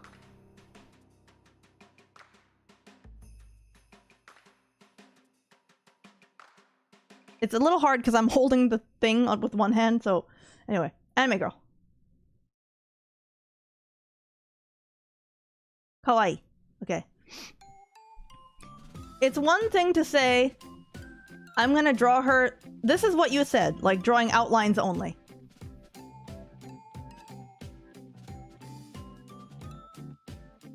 Wait, this... wait, I accidentally drew me. Look, it's me. Okay, there we go. It's me.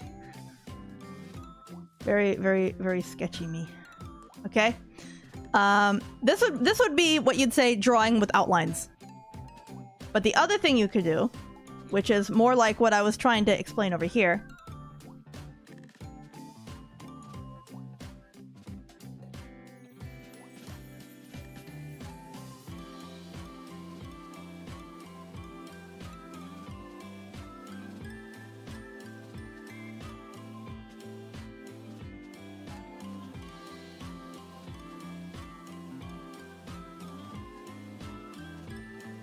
would be constructing it with a mannequin, and then you kind of add everything on top. So what the point of this is it can be easy to make anatomy mistakes if you're just doing the outlines, because you can lose track of what the three-dimensional shapes are underneath. You could even do the rib version. It's like the Loomis mannequin. But if you draw the whole body and then clothe the body, and especially if you do something like foreshorten, like a foreshortened arm.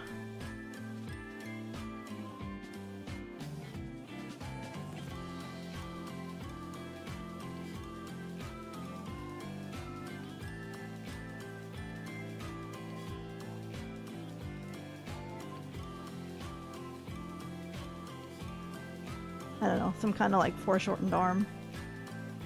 Trying to make it look like the arm's coming toward you.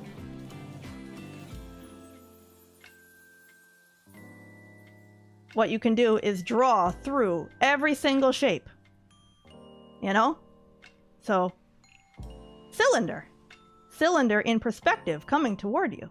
You know what I mean? Rather than trying to do the outline of it, you draw the full three-dimensional shape. And like, if you're trying to figure out the legs under a dress, you draw the legs. That's my understanding of draw through the form type of thing. So like, rather than doing just the outlines and like, what's her anatomy under there? Where are the hip bones? Over here, I guess. Yes. It's like, no, you gotta. Okay, upper body, and this is where the proportion comes in. Honestly, I believe that anatomy is secondary to proportion in terms of learning how to draw.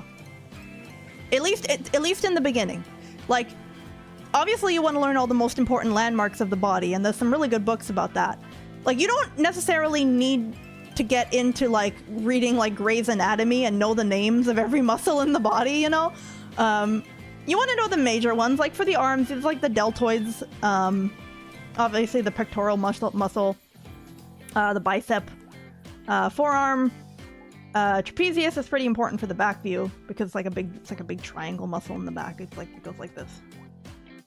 Some of those, but those are like, you want the landmark muscles that help you in terms of like visualizing.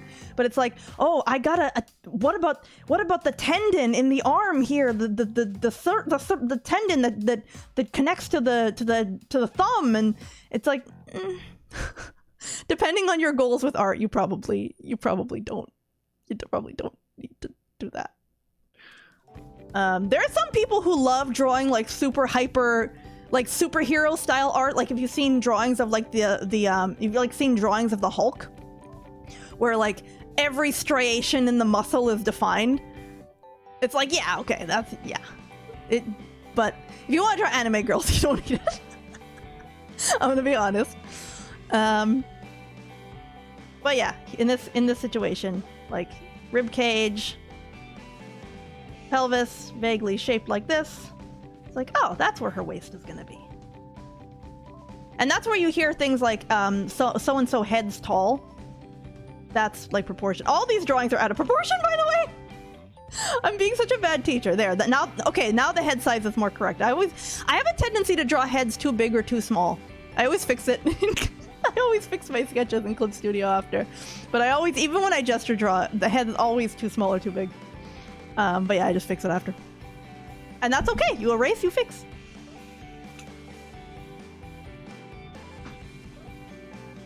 Did that kind of answer what you meant? For the bomb, do you start off with the gray and go darker for shading and depth? For the bomb, I'm probably gonna start with the highlight and go backwards because... Actually, maybe I will start with the mid-tone and then add the shadow and the highlight. Because putting white over top of dark colors in oil is a little annoying.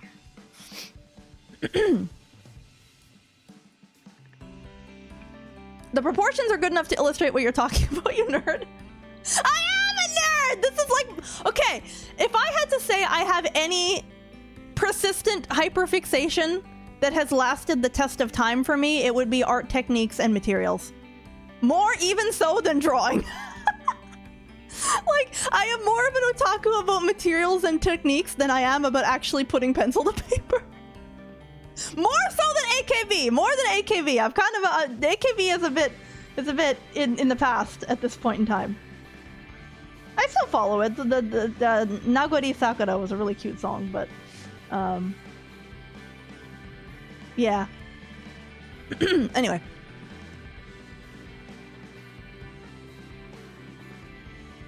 I'm probably super behind on hellos. I apologize.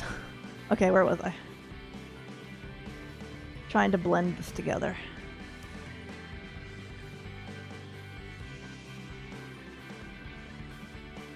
Hopefully the music wasn't too loud during that whole explanation.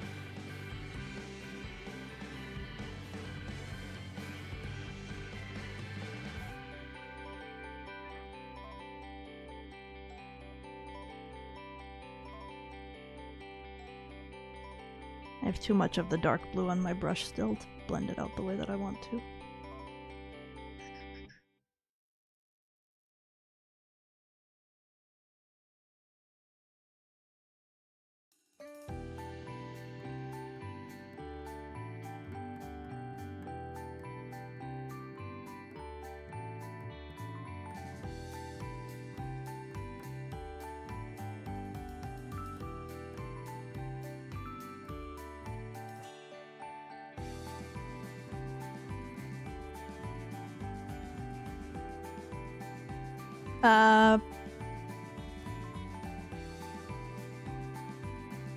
Personally, your favorite part is to take the drawings of earrings, necklace, bracelets, and turn them into 3D and print them as resin. Oh, that kind of Goldsmith. Oh, I thought you meant Goldsmith, the textbook author. Isn't there a book about like human anatomy by? I thought there was or was it an animal anatomy book? I feel like there was a. Anyway, I don't know. It's been too long. Real talk. There are a few joys than listening to someone talk about something they're passionate about. Well, I could yap about art stuff until I've yapped your ear off.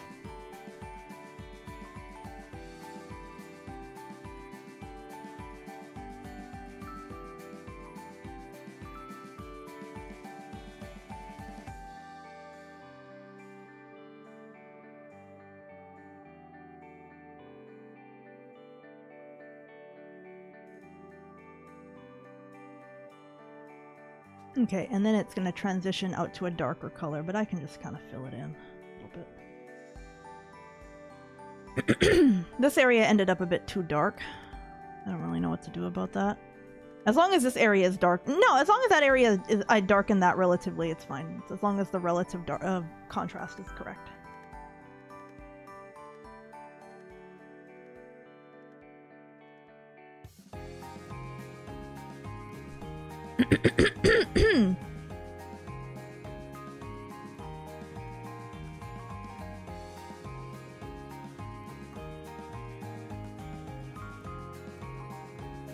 You're much better at handling geometric shapes than anything organic or fluid. I mean, yeah, that's totally fine. If that's how your brain works, then yeah. I mean, there's very famous artists who are, their thing is robots, hard surface. Or, I mean, if you're technically minded, you want to do like 3D, you could be a 3D artist. Hard surface 3D artist. It's like, I tend to have a, I don't know. How do I put it? Pretty broad definition of artists. Like, some people might be like, oh, paint on canvas is artist and that's it. But if you're making art in Blender, you're making art in Clip Studio, you know. You're making art with a ruler and like a drafting table. You know? Okay.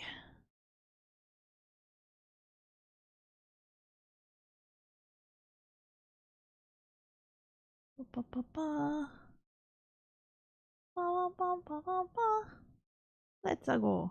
Oh, did the playlist end? Oopsie. That might have been it for the playlist. Man, I gotta clean off my brush. There's too much paint on it, so it's mixing up. Oh, video pause. Continue watching? Yes, I want to continue watching. You're so silly, YouTube. Hey, are you enjoying your playlist of smooth tunes? How about we stop it?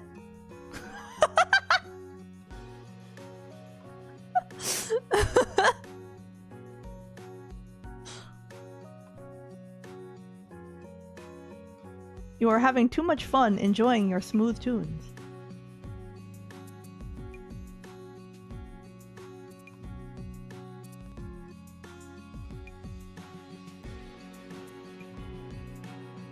You know what? I'm gonna switch to a clean brush that doesn't have any pigment on it to do some blending here.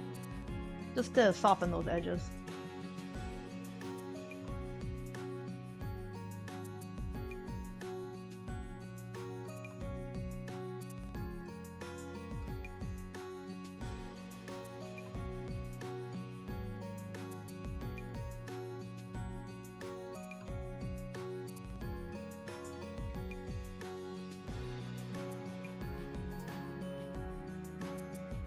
This is why oil is awesome and the best. Because you can just bloop, bloop, bloop, bloop. Blend, blend, blend. Smooth and fluffy. Fluffy, fluffy.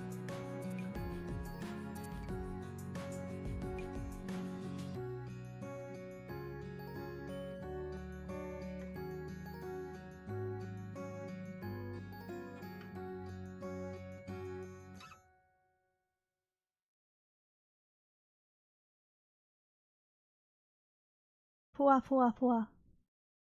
Fua, fua, fluffy clouds. This is why I put the white down before, so I could blend into it after. Because if you just leave the white of the canvas, you have nothing to work with.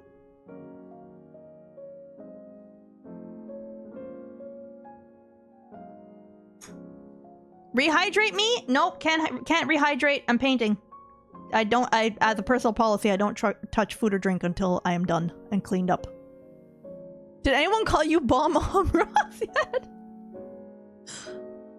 No, I don't think so.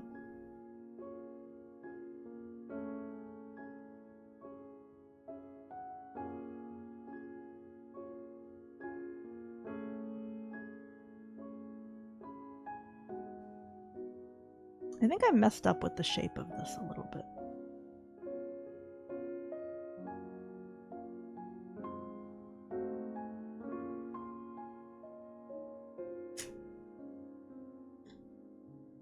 I'm gonna take a little more white paint and touch it up.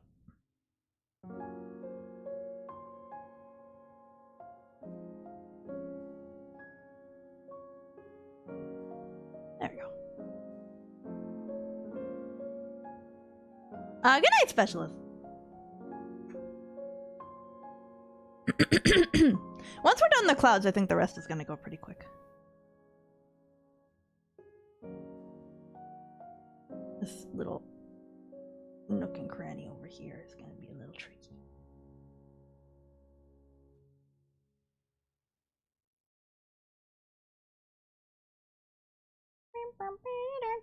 dun dun. Da da da da. Da da da da da da.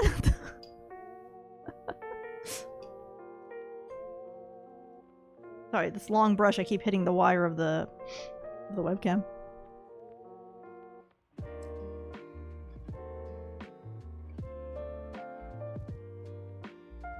Ah, flowing much better now. Added some of the medium. Oil paint can be used without medium, but like making it a little bit more fluid makes it a lot easier to get into the places you want, especially when I'm working on a very small canvas. Again, this is a 6 by 6 inch canvas for a sense of scale.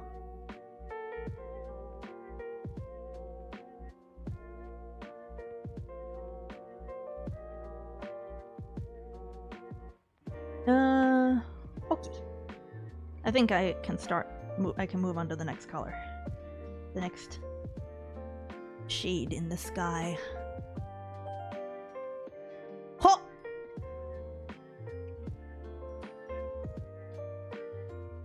Like so.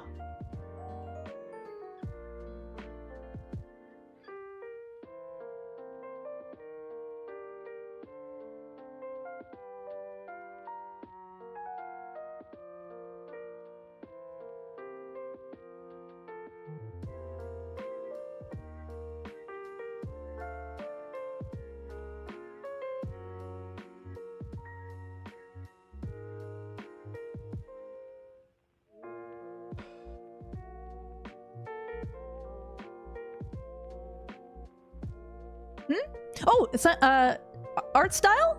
Oh, I'm sorry. I'm sorry, Austin. I missed your question. Bestie is a very, very skillful and talented artist as well. So I'm telling you, Leafbud's just the most talented. Just the best.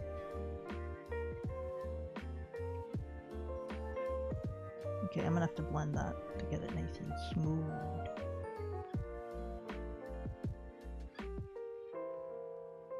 One thing I'm not very good at in oils is like having economical brushstrokes, someone would say. In terms of like... you can see as I'm painting, I do a lot of like itty bitty tiny little brushstrokes instead of doing like large decisive brushstrokes. Like, bah! And then not go in and blend it again. But me, I go in and blend it again.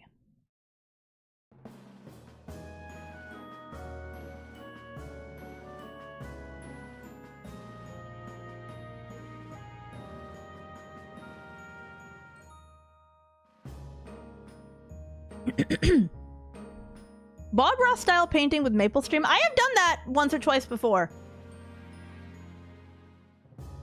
I actually have. It's quite difficult because Bob Ross's techniques are designed for a large canvas, and the largest canvas size my space can accommodate is like 10 by 10 inches, maybe 12 by 12. The Northern Lights, that's a cursed painting. We don't talk about that. That one's cursed. You guys are going to be upset at me saying this, but I actually did throw it out. It never dried. It never fully dried.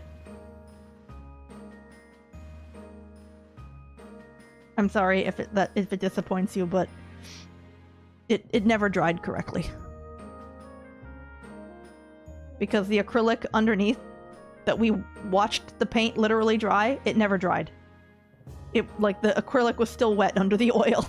So it had a funky texture and smell to it.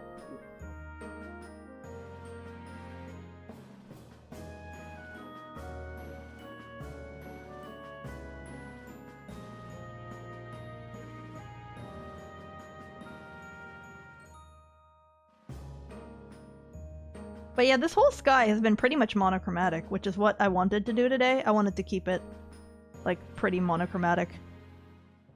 Just to remember how to hold a brush.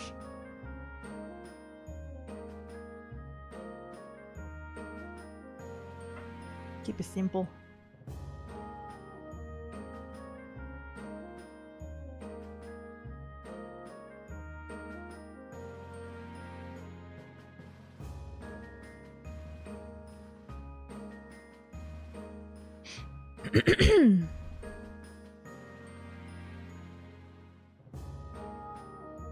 Hang on, let me scroll up in chat. I'd show you, but...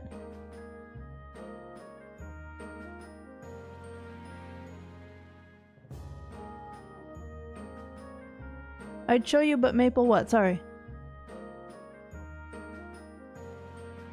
But Maple would kill you? Wait, no I wouldn't. You don't, you draw nice things. Yeah, Bestie has drawn some extremely beautiful fan art of me. I'm very honored.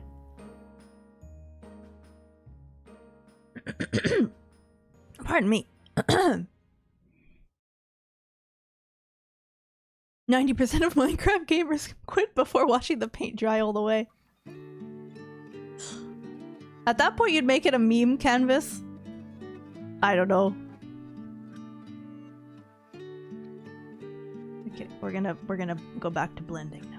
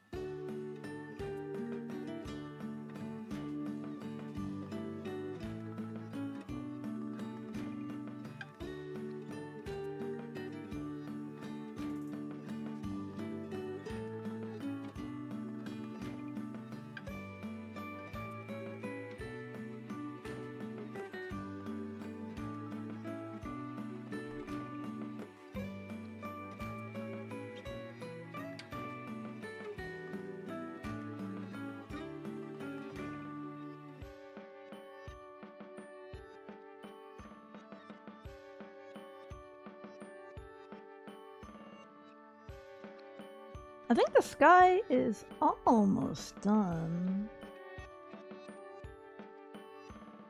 Done enough.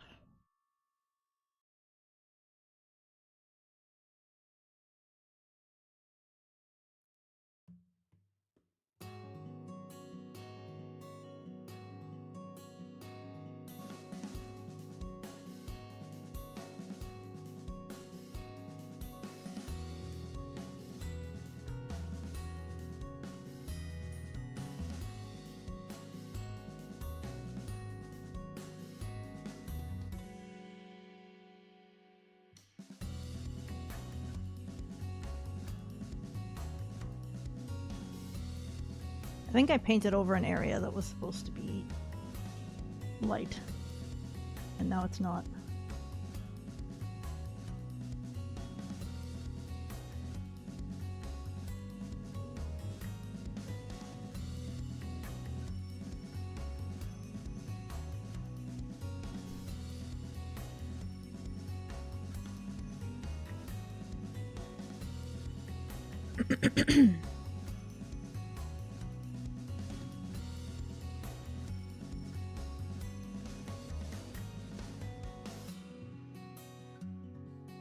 Hang on, we're gonna fix this a bit.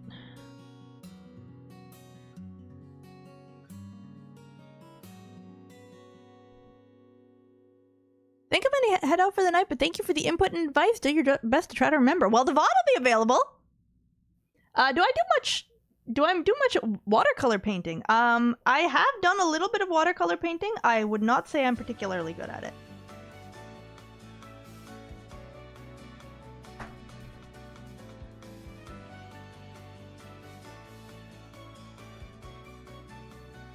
Watercolor is extremely unforgiving. I would say watercolor is pretty intimidating. Going back to that. Watercolor is intimidating, definitely.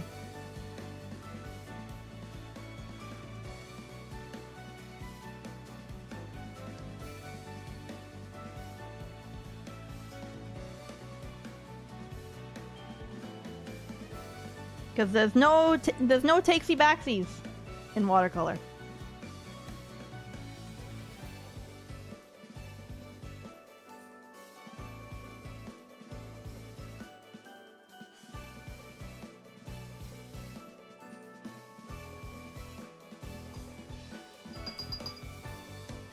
Maple is a very nervous person, which is incompatible with watercolors. Yep.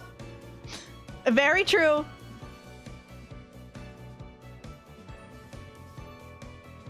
Oils are leisurely and relaxed. My pace. Having a hard time with the painting? Eh, just leave it alone. Come back to it tomorrow. All the paint on all the colors you mixed are still gonna be wet on your palette. No biggie.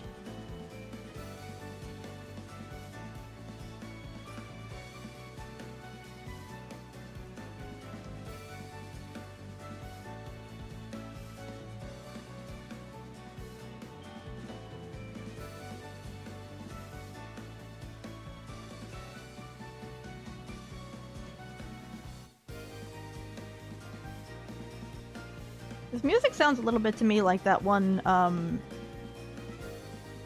Nights into Dreams casino level in Sonic Adventure 1.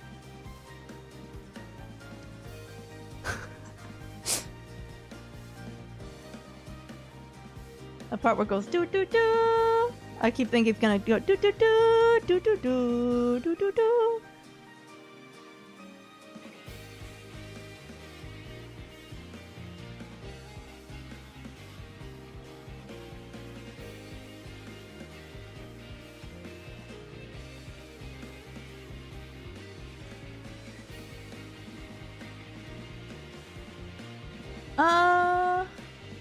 Maybe I'll just darken the bottom of here a little bit, and I think...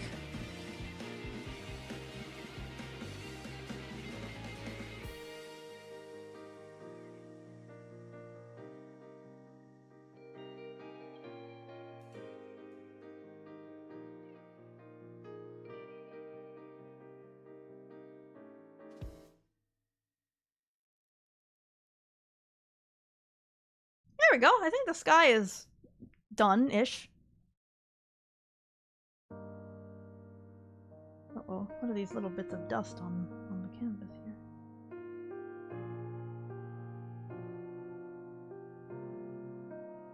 I'm satisfied with it, I think.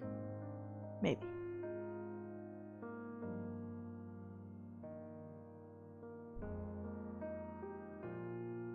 Maybe not.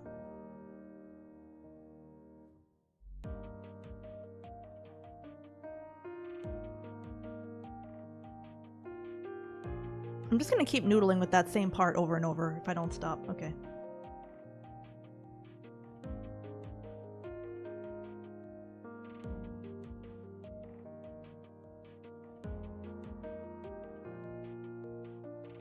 I don't know how I'm gonna handle the bomb-oms now. Playing it by ear a little bit.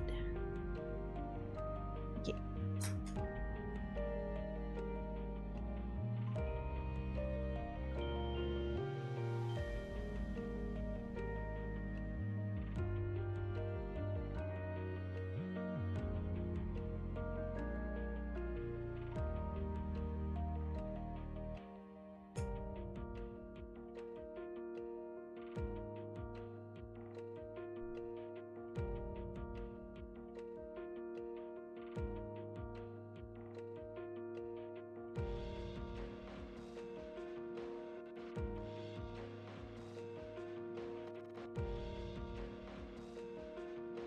Okay. Now, how do I do the bomb-oms? Well, the easiest one to deal with is the one in the very front because it's basically just black. It's just solid. It's solid black.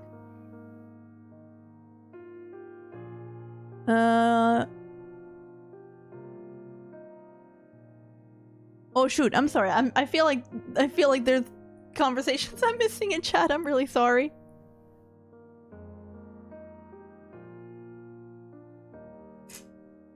Gotta get better at yapping and arting at the same time.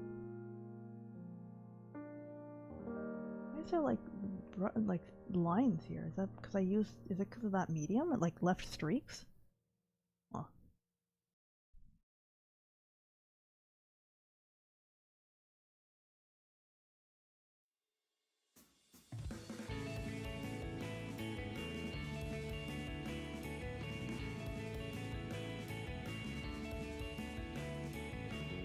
Okay.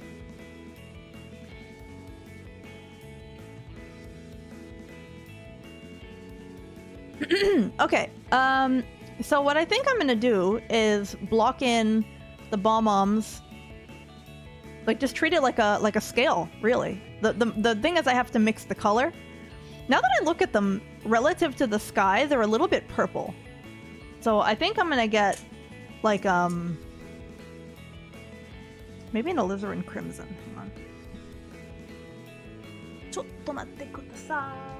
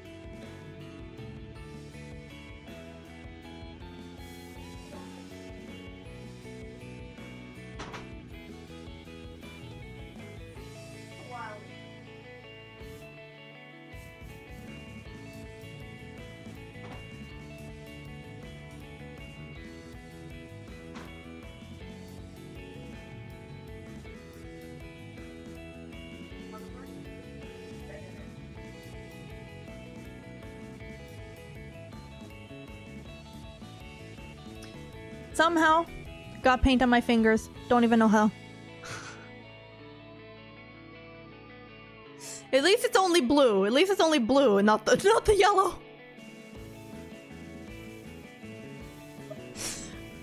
Prussian blue is like one of the oldest pigments, and titanium white is it's the same titanium that they put in sunscreen, so it's fine. Where's my shop towels? I should probably do the yellow of their feet before I do the black, because it might be tricky to do it the other way around.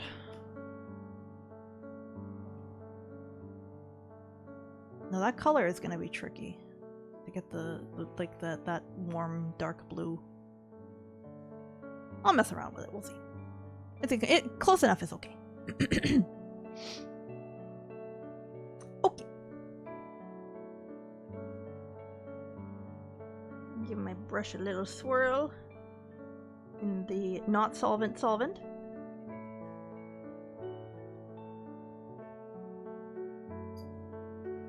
Clean it up.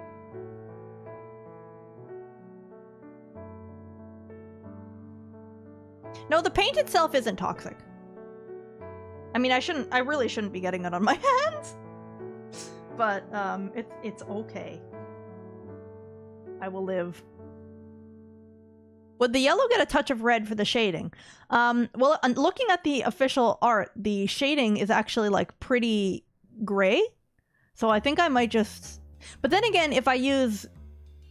Yeah, I think I have to put a little red in the shadow, because otherwise if I just use gray, it'll end up looking green like a Norn palette. So I think a straight red might be too harsh. So I am trying a transparent oxide red, which is a color I have because the class I took recommended it as an underpainting color.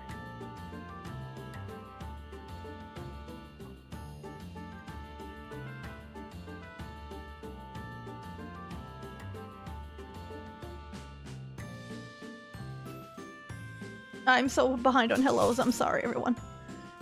Transparent oils? Yeah. It's a glazing color, kind of. So you can use it for sketching and stuff. Pigments have different levels of opacity. Like I was saying, why cadmium yellow is the GOAT, because it's extremely opaque. So you don't have to mix it with white or put white underneath of it in order to get like coverage. Like to cover the sketch, you'll see. Let's try it. Now this one, I really, really have to be careful not to get on my hands. Even still, it's still a bit transparent, but it's okay.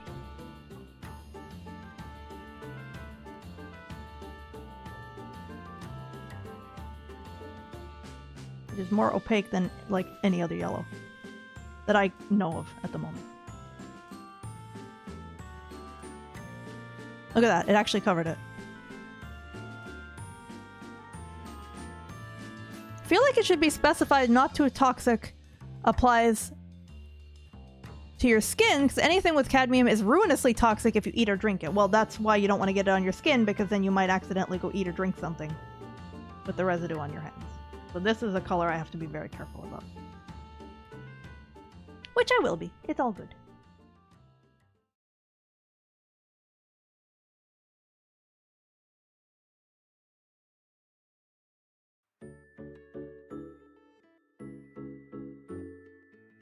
Maybe in the future, I don't even know how I got the paint on my hands. Maybe in the future I should wear nitrile gloves.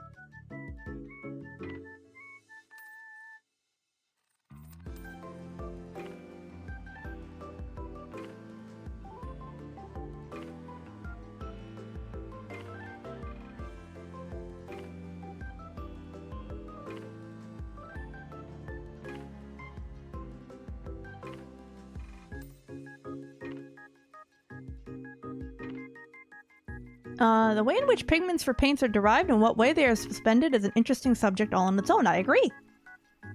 I agree very much. Okay, this one I have to be really careful about brushing it onto my towel so I don't get it on my hands. Oops. Now I'm gonna take the yellow.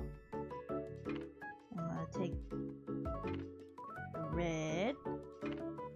I'm gonna take black, and we should end up with a warm, desaturated yellow. It doesn't look green.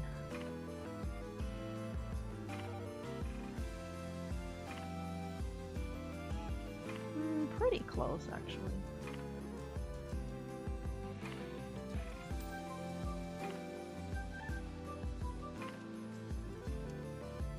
Oh yeah, there it is. Got it.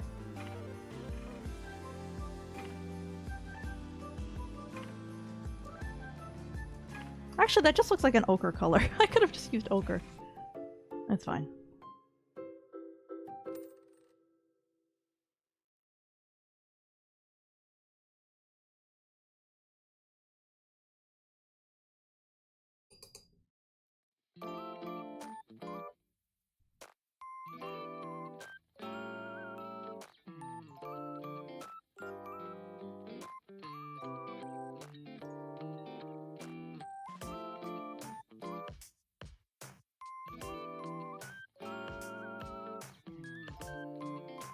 Trying to be careful given that I did the sky so nicely. But it's okay. Kinda can't be helped. Shoganai na.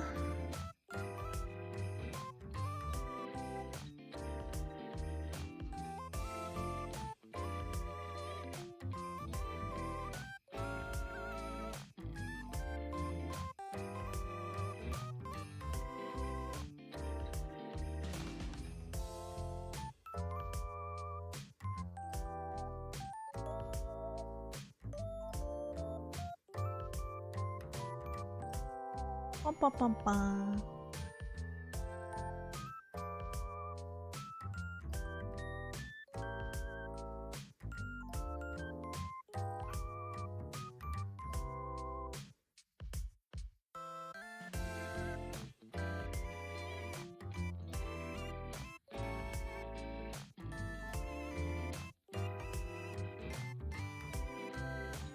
There we go. Nice and round and shiny.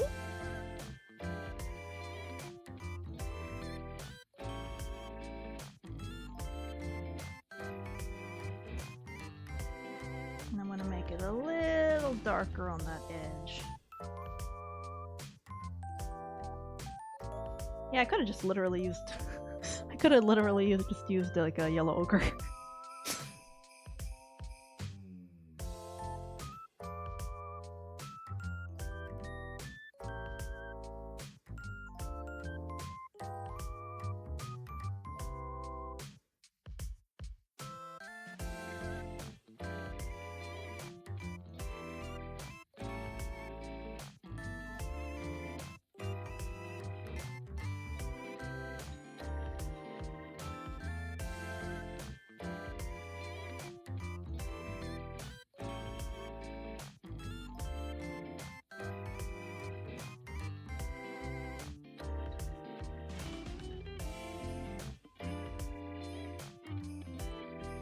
Yeah, there we go. I messed up a little bit over there, but I can touch it up later. Then the last thing we're gonna do is the one that's in the real foreground.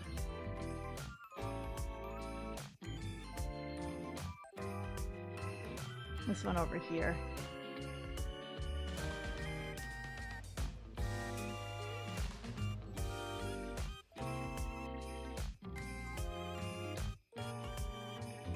Oh, this music is Christmassy! Christmassy.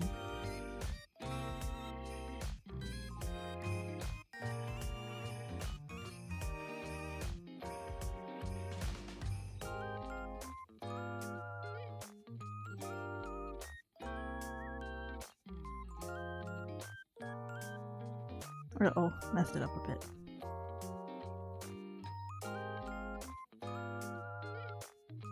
Oils are a bit easy to get away from you. They kind of blend by themselves, so sometimes, especially working really small, they kind of blend even when you don't want them to. This is not the optimal brush for this either. Okay.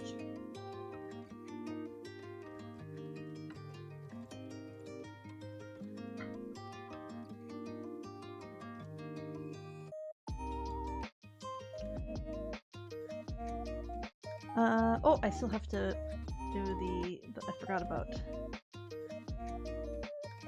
this leg and this little guy. Forgot.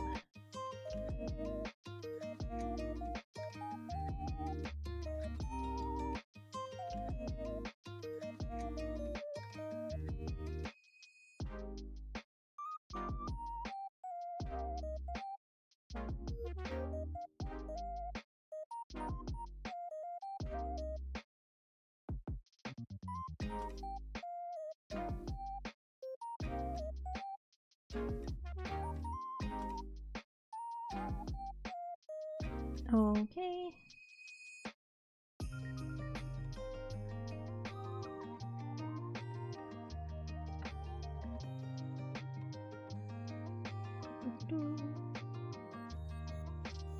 I get it covered, so it's okay.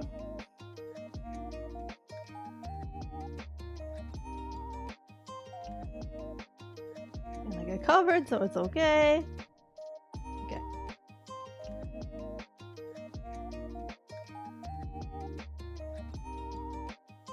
I'm sorry, wee fuzz. I'm bad at reading chat.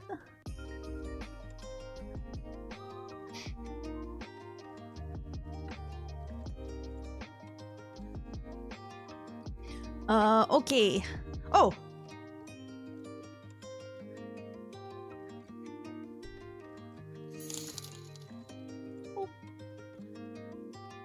Oh no, I still had some of the brown in the brush. Hang on.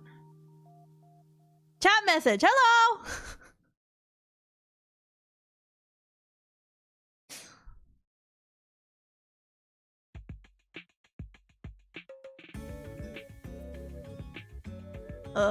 It was supposed to be like a super bright yellow, but...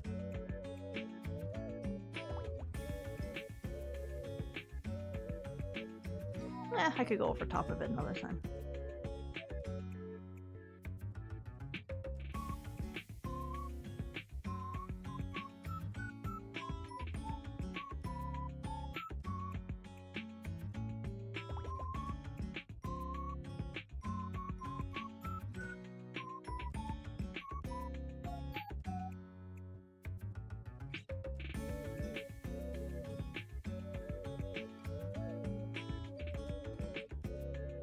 Okay.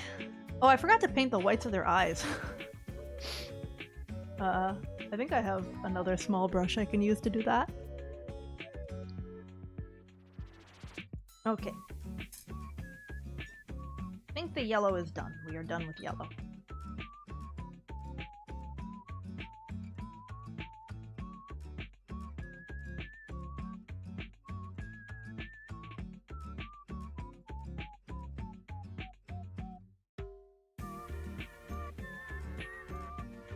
Okay, it's gonna be fun. Whee!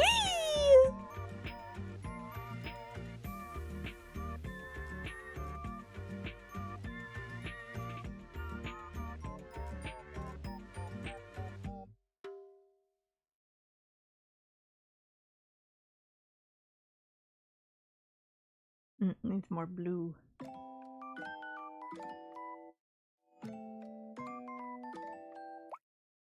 Oh, my palette is drifting sideways.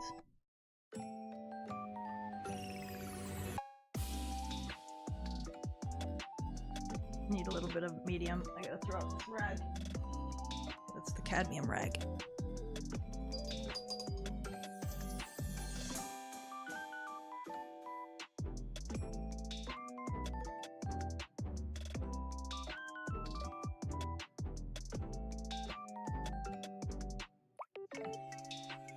There we go, it's moving like ink now.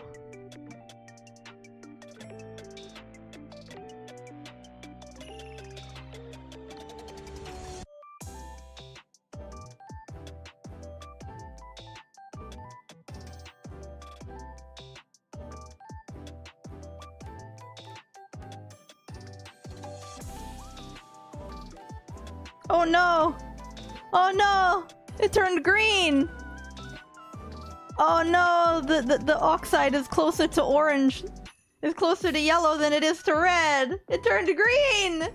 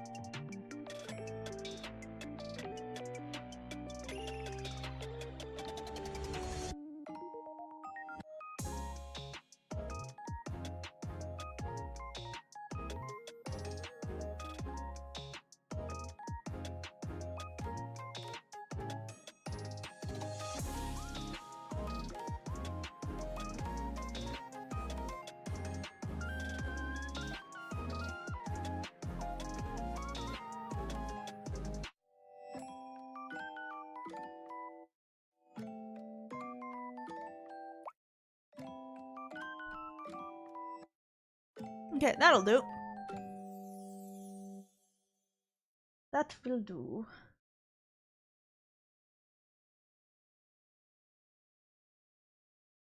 Yeah, it turned a bit green. I don't know why.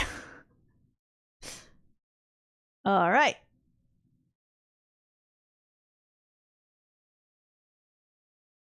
Playlist dead?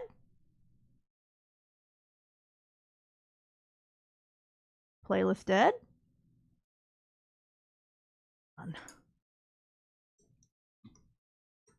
You painted the table? No, I painted the easel. Which I'm gonna clean after. I can barely use my mouse right now because there's stuff all over the table. I get back to OBS. There we go.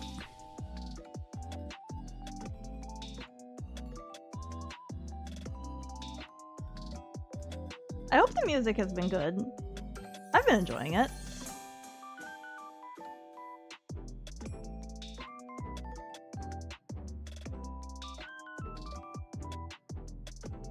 No, these will be fine.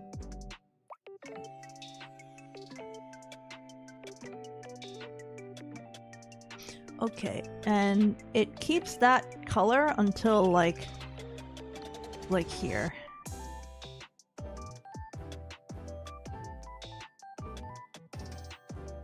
So all up to there, I can fill in the same.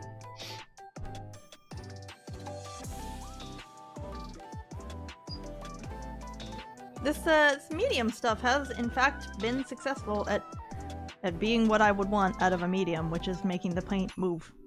Because out of the tube, it's very thick.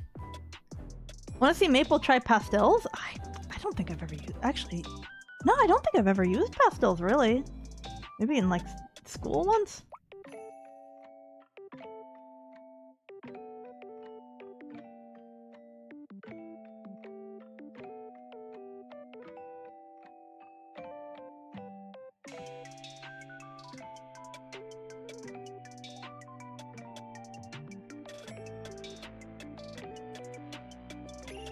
This brush is also quite stiff.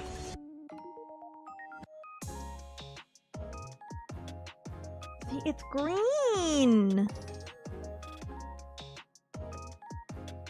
Why is it green? Okay, I'm gonna add a ton of blue to it. I don't know how to make them look a little bit purplish.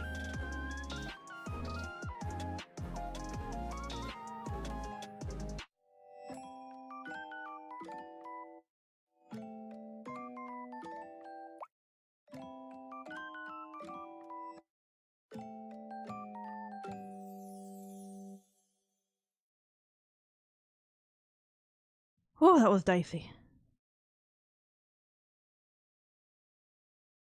This little guy goes to like there, the darkest dark. Oh, music died again! Great! Anybody have a new playlist?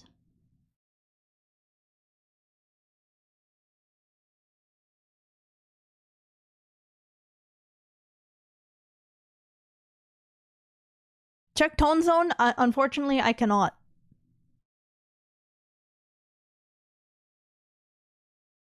My keyboard is off to the side. My main monitor is covered by an easel. I'm sorry. It's a little bit tricky for me to do things. It has been posted! Thank you! That I can work with. Clicking I can do.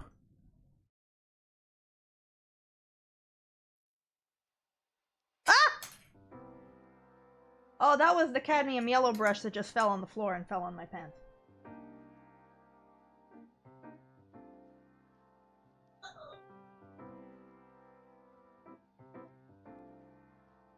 Ruh-roh! Didn't fall on my skin, though! We're good!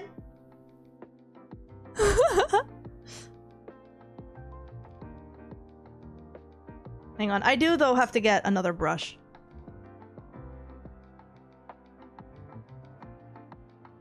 Or maybe I can make do without it. It'd be better if I could make do without it, but... because it's a bit reflective, so... I gotta get like some matte scotch tape to put on the ferrules of all these brushes that are reflective.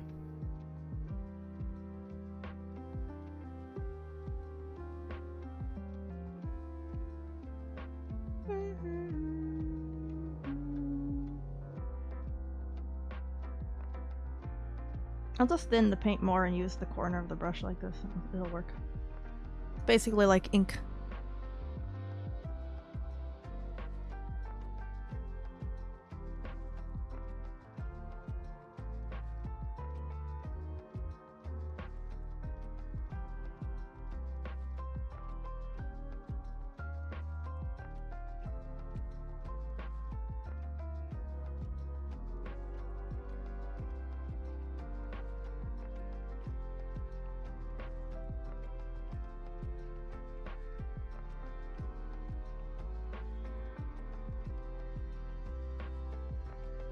I really don't know why it turned green.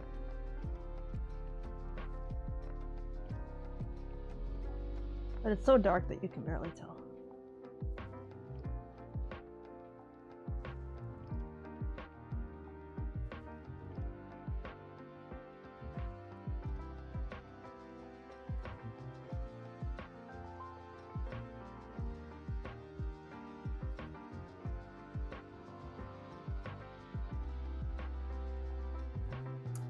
Um...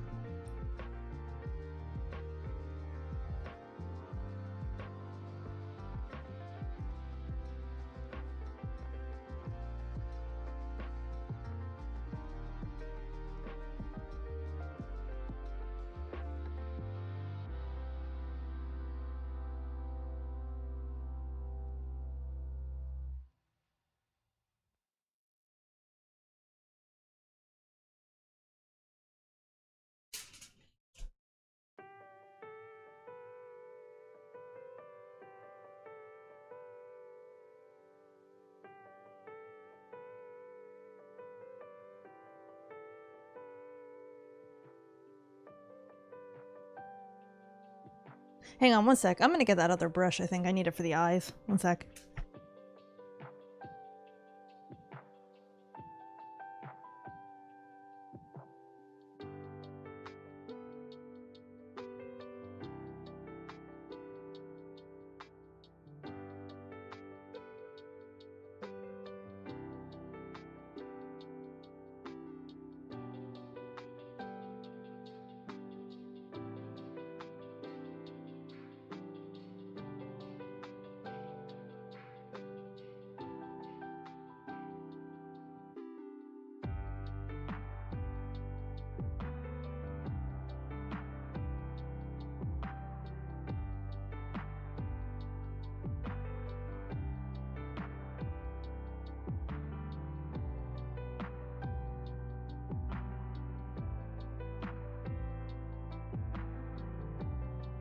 Okay. Forgot to unmute myself. So, oh, the naphthol red never wants to. The cap never wants to come off.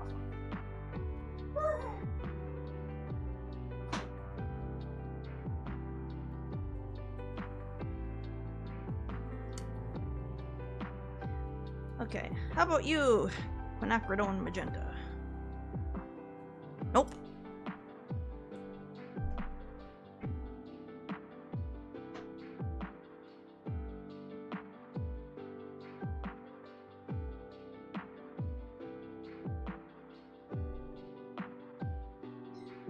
You're up next, alizarin crimson, and it opens. Excellent. I think this plus the blue will get me a purple.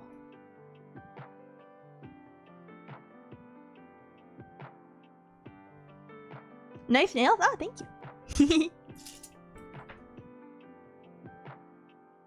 I've told you guys before, but I kicked my nail biting habit because I wanted my nails to look nice on stream.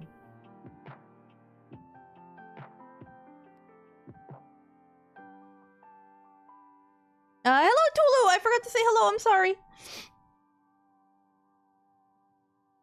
Okay. Actually, I should put out some fresh blue because the other one got a bit contaminated with yellow. So it'll end up not doing what I want it to do. Bum, bum, bum, bum. Bum, bum, bum, bum, bum. Next hand stream should have you paint leaf buds on your nails. If it's anything like the time I painted curvy on my nails, it's gonna be pretty tricky. Bum, bum, bum, bum, bum. Okay. Let's see if I can get the type of purplish dark blue that I'm going for.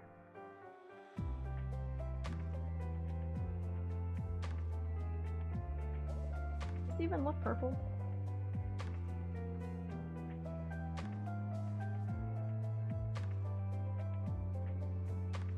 Oh, that actually might be the color that I want. I might have got it on the first try.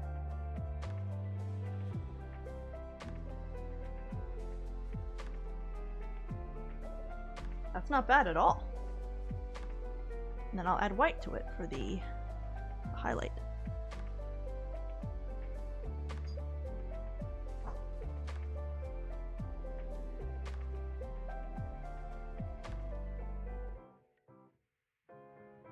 I wonder if this medium that I'm using can be poured down the sink, or if I have to dispose of it like solvent. Pop, pop, pop, pop.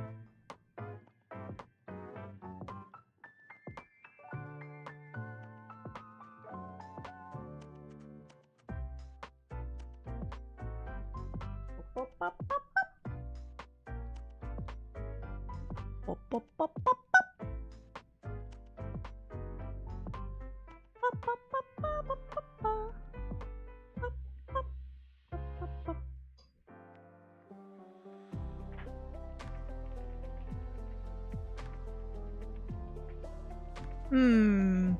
It's a little too dark, but it might also be a little bit too cool still. If I add a little more.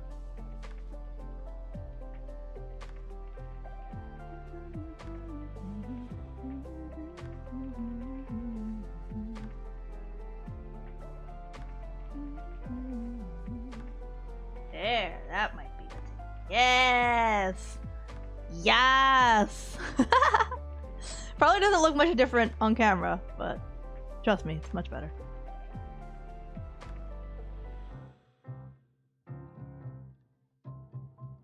I think I might just add the eyes in white later after it dries because I messed up by forgetting to fill them in now. I gotta mix more of this. I only mixed a little bit and it's very hard to spread.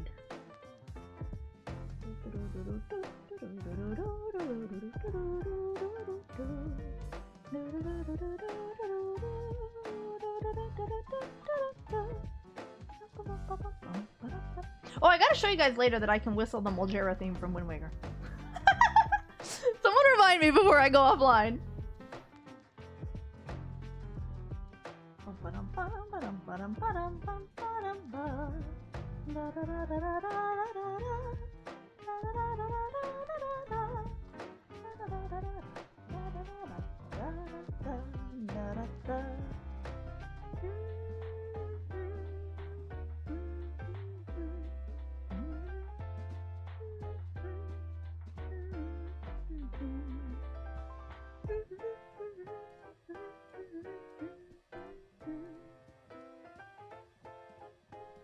Oh, I put a bit too much red in it. Oh no, oh no, no, no.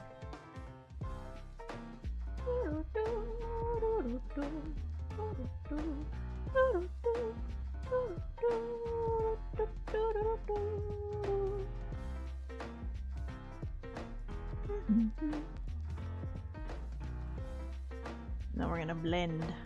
It's a sphere, so all we have to do is do the terminal shadow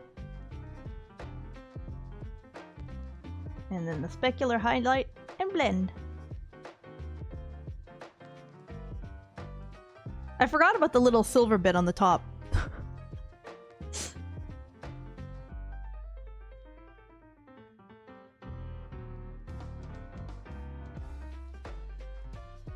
Oh, oh, oh!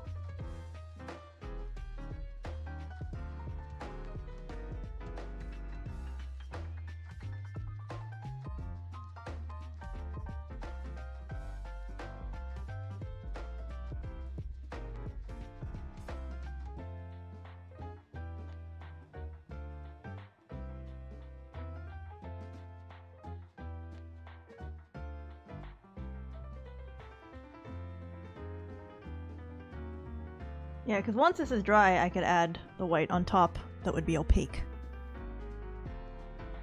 Yeah, I might leave the little silver bits at the top because I just noticed how long we've been live. And I did want to keep it within a certain amount of time. Because I'm quite sleepy.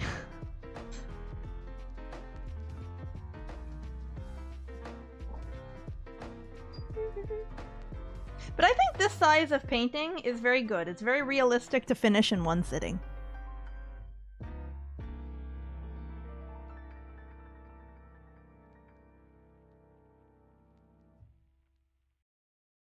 By the way, if I want to be fancy, I can say, I'm working alla prima.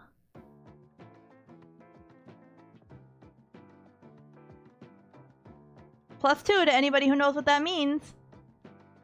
If you speak Italian, it doesn't count.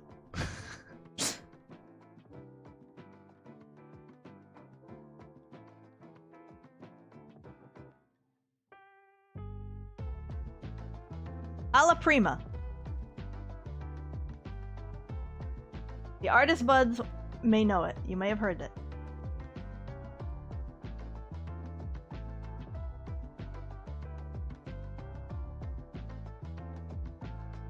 Alla prima.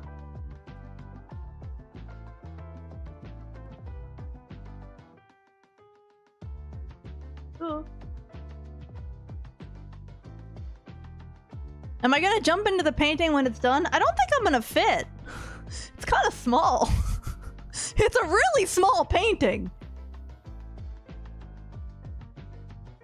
It means... Alla prima means... Not out of... Not the fish! That's very funny, though. No, it means all at once.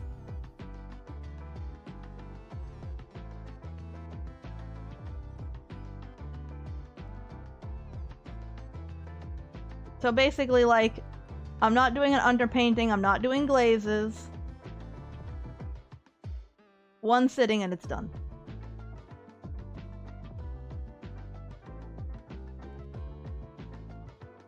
Because in oils, oils are especially suited to things like glazes. And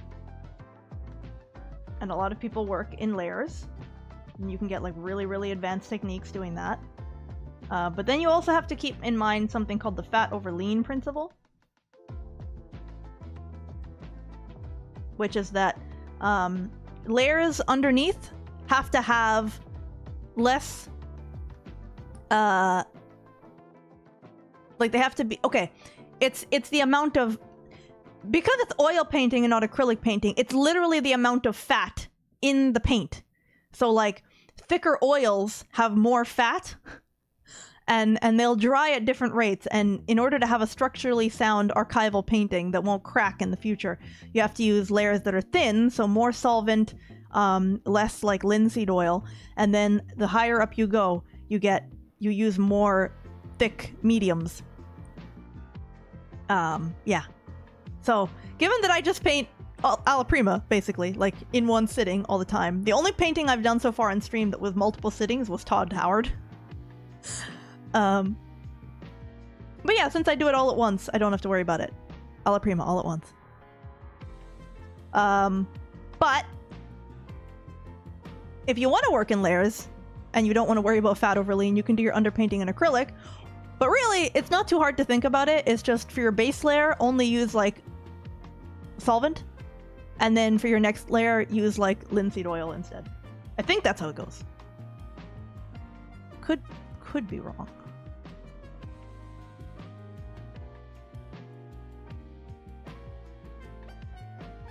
Okay. Wow, you can really see how green that one is on from my view. You're using a Prima walkthrough guide. If I recall correctly, aren't certain pigments better placed underneath others? That may be true. That may be true.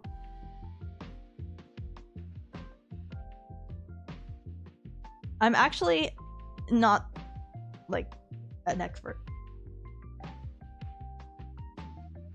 Maybe if I paint like 100 more paintings, I could say that I am.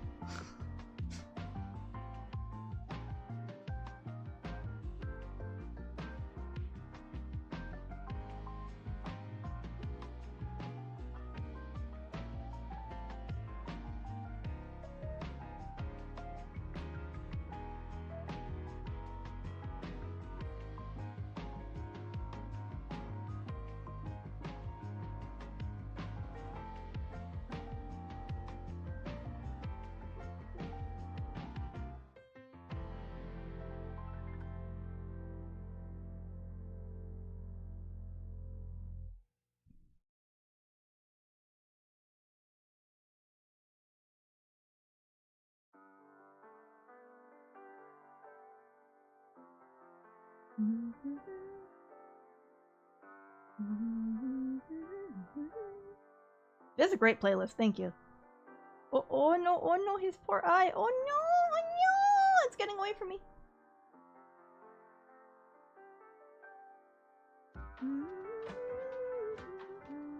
This may be the lo-fi mix that gets clean.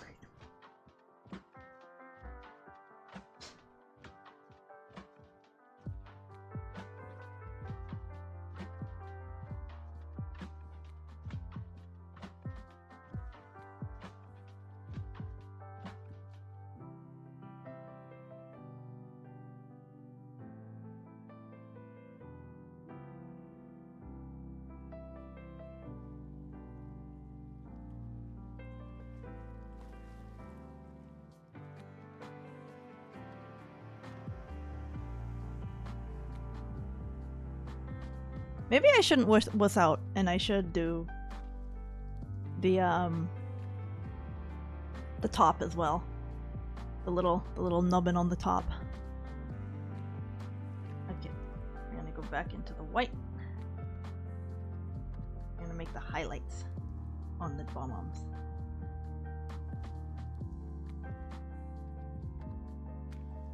This is gonna be fun.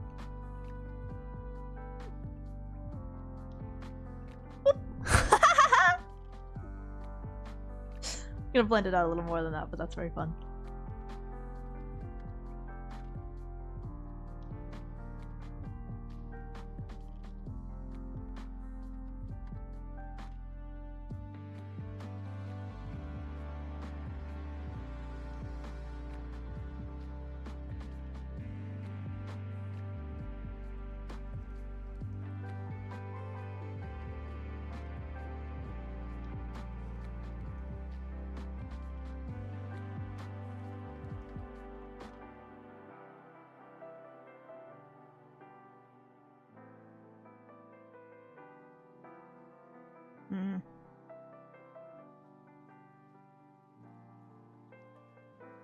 Mess that up a little bit.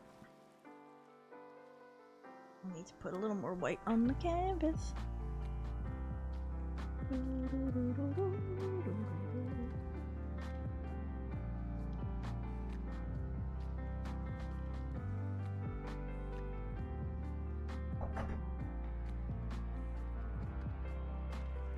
I think I'm gonna go in with a very small brush now.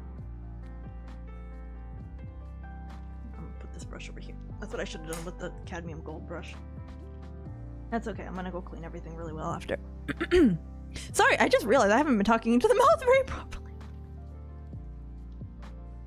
Very properly.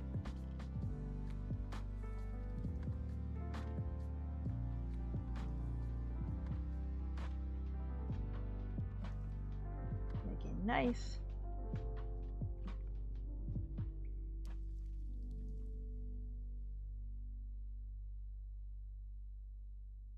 Nice bright highlight. Right there. Oh, we're gonna blend it out.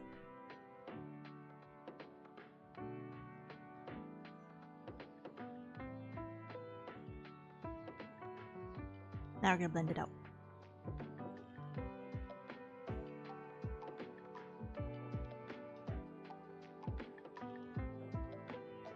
Just blends by itself. I barely have to do anything.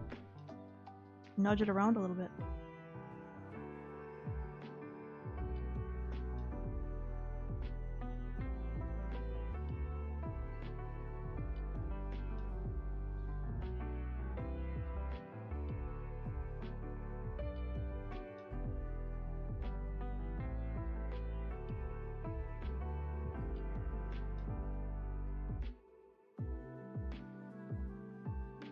I'll do the same on the other one, and then with that same color, I'll do the little nubbin on the top, and I think we're good, pretty much. I'm gonna leave the eyes alone.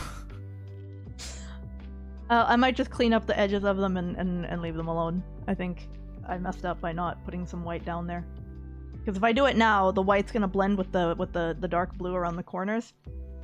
It's gonna look kind of messy.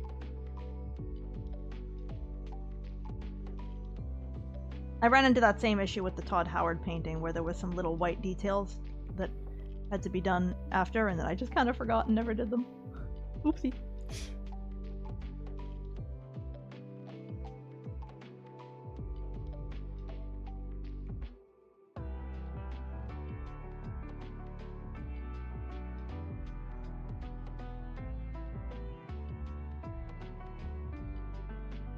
Need a little bit of medium.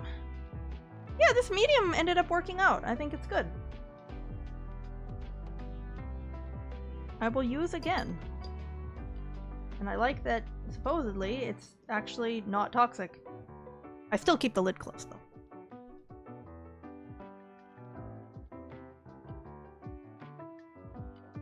I also have a Gamblin solvent-free fluid, which is a fattier medium. So it's a little thick. It's a little thicker. This is basically like water. So the tiniest bit does the job.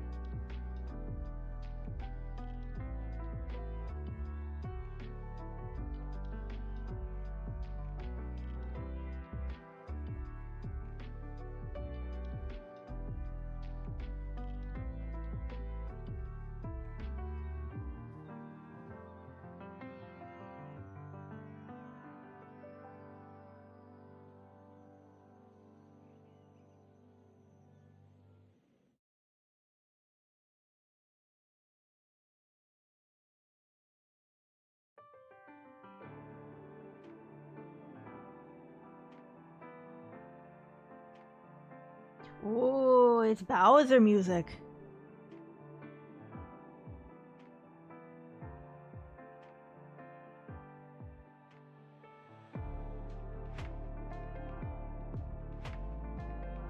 Bowser. we'll get Bowser. What did I put Mario for this week? Saturday? To switch it up so it's not the same day as last week? We'll get Bowser. 7 Koopa hotels.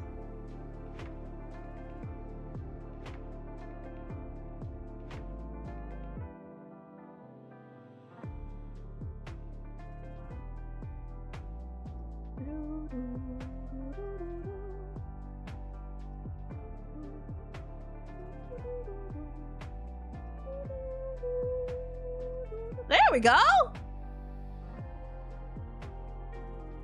Now I just gotta do the other one.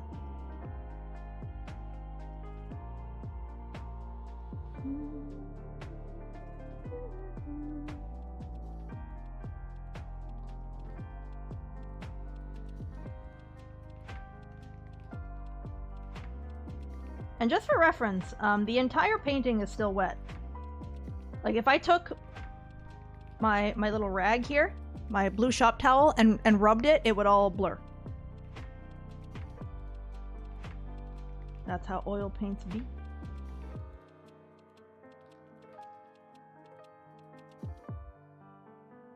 Very forgiving and relaxing compared to acrylic.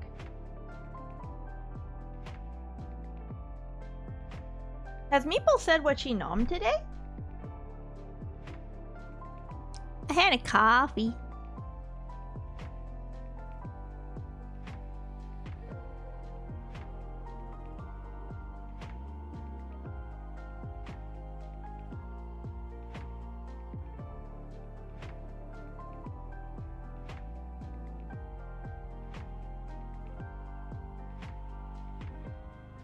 I'm really sorry that I am not really being good at reading chat. I am going to have to improve at that in future streams of this nature.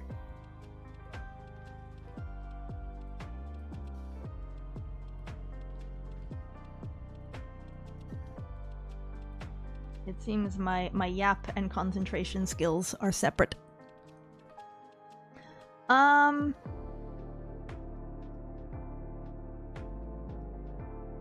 that's it.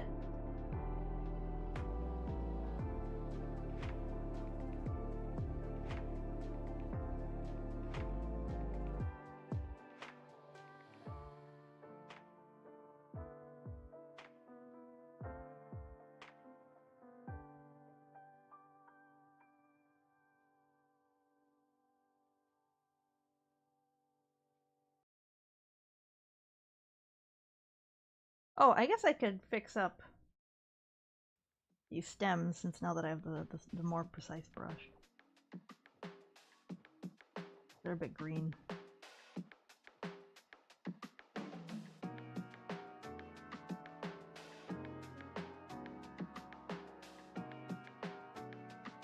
Oh, you know what else I can make? I can make that little bit of orange.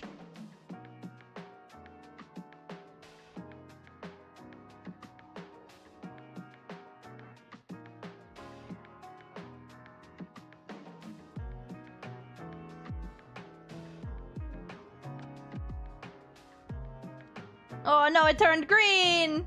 See what I mean about it blurring when you don't want it to? A bit tricky.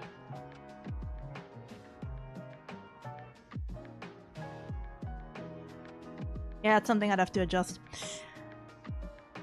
Ja-ja! Ba-ba-ba-ba-ba-ba! Does it not blur if you let it dry more? Yes! Oil painting works by chemically drying. It's like it's linseed oil. It's the same type of stuff you'd use to finish wood. So imagine if you've ever finished wood by rubbing linseed oil into it, and it's like a chemical hardening process by producing heat. It's like a chemical reaction. Unlike acrylic, which just kind of dries because it evaporates.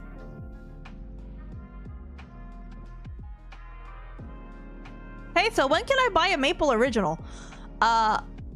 I am not against the idea of selling paintings. I think that would be a fun thing to do for Leaf Buds to have paintings that I made.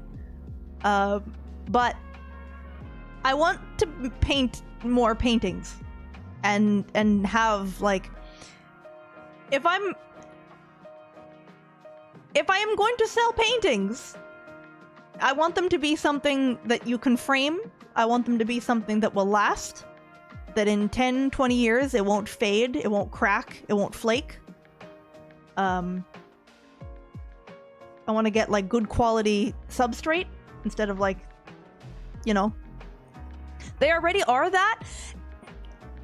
It's like a best practices thing, you know?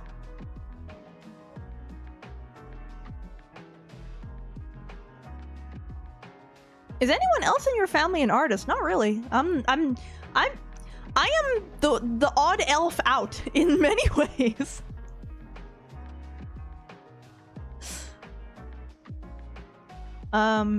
It does bother me that this bomb turned out really green. I messed it up. There's various little spots where I'd go back and like touch it up a little bit, like do one more pass of details, you know, refine the edges of everything. I struggle with edges a lot with oil because, again, if you get two sections of wet paint next to each other, they will blend.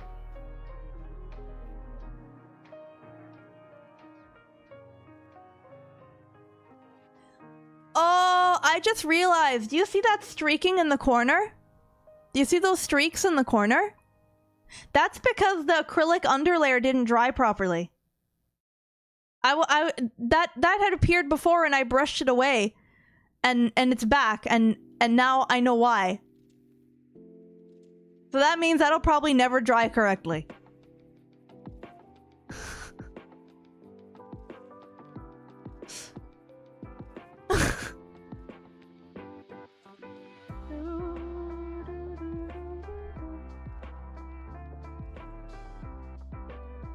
See, if I brush it, it goes away.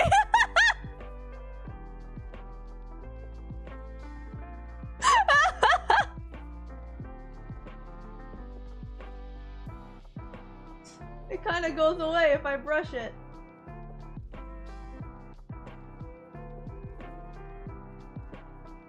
Ah well. It's a practice. I could always recreate this again. Now that I mean, that's actually a tried and true method of study for artists, is to paint the same thing over and over again. That's why sometimes you'll see in a gallery like by Da Vinci, study for Mona Lisa. They'll paint the same thing like a bunch of times to practice how, like, to figure out how they're gonna mix the colors. Like, now I know what colors I would use. Now I know that transparent oxide red was a mistake. I should have gone with the alizarin crimson to begin with, because then it ended up turning kind of green. So if I did this again, I wouldn't make the same mistakes. But the foot turned out really good, but I could have simplified things by using an ochre instead. So, yeah, it's okay if it doesn't ever dry properly. Because the acrylic base layer was expired.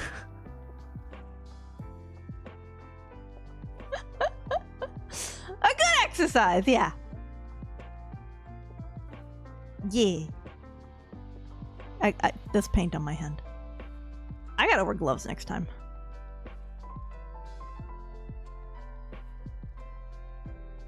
I'm actually really proud of how the sky turned out. I was really worried about the sky, that it wasn't gonna come out like fluffy. It wasn't gonna look like clouds, but like it actually kind of worked out.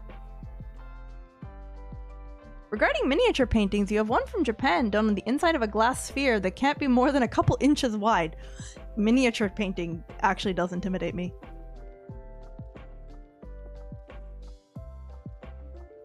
You can see it's wet. So now I have to carefully put it somewhere where it can dry to whatever extent it will dry. See, I wouldn't want to sell this to somebody because I'd be selling you something that will never, like, it's, you know, it's just gonna cause you trouble. Has to be, and it also might not even survive shipping.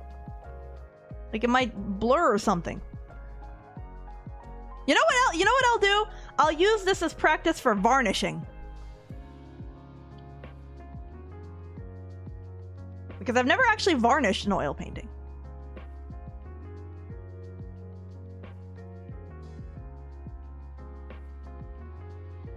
I'll use this as a practice piece for a bunch of stuff. Nintendo ninjas will assassinate you? Well, this is a hobby painting, not for sale. I think it's okay.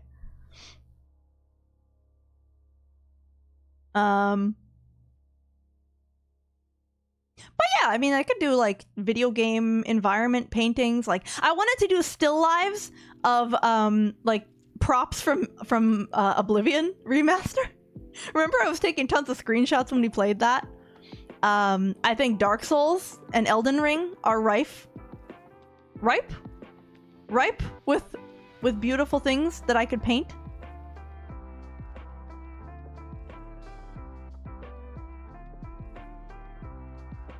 Rife? Is it rife or ripe? Yeah. So, good practice. I'm happy with it. I'm kind of sad now that it might never dry correctly. I thought it was okay. I see like little spots on it. Is it? Nah, whatever. Well, what's the last time I painted myself? I don't think I've ever made an oil painting of Maple Winters. That would be fun to make paintings of VTubers, but I think that'd be a bit challenging. I'd have to make like... I haven't really done too much oil painting not from reference. So I'd probably want to make like a study sketch first in like digital art and like plan out the colors and everything. And then do it on panel. Maple self-portrait would go indescribably hard. Can I show you guys a couple things that I picked up from the art store? Last time I made an order? Hang on. One sec. Have I made a multi-panel painting? Do you mean a diptych or a triptych?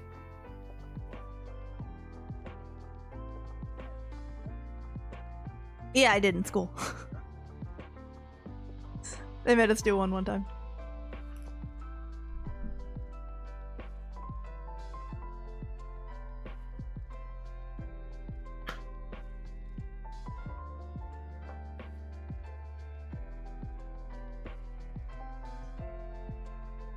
I got these little guys. Look at them! 5-inch round canvas. I want to do Kirby and like imagine tiny round canvas, Kirby face, Waddle Dee. Like as little circle guys, and it's like a set. Like you said, it's a set of 2. I think that would be better in acrylic because it's easier to do the sharp lines of the face.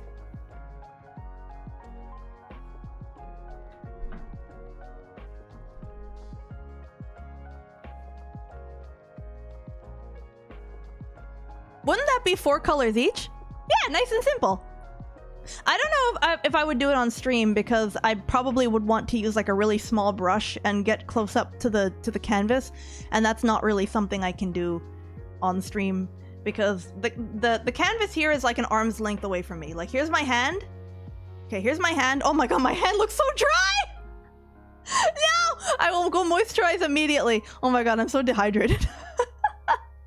Okay, ignore that. But there's my hand and there's the 6-inch canvas. And I'm holding my arm at an arm's length.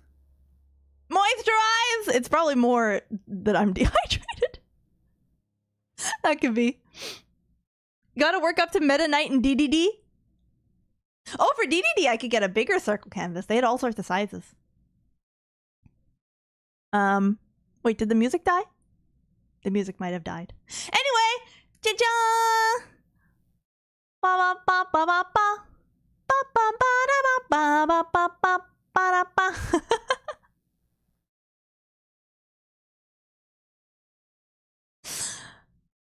Yeah, I'm pretty proud of how that turned out. I think it turned out pretty well. I'm scared of touching my mouse because I'm gonna get paint on it.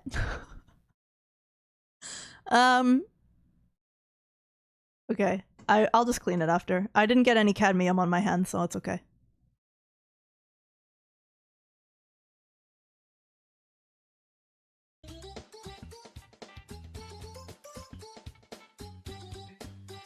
Da-jang!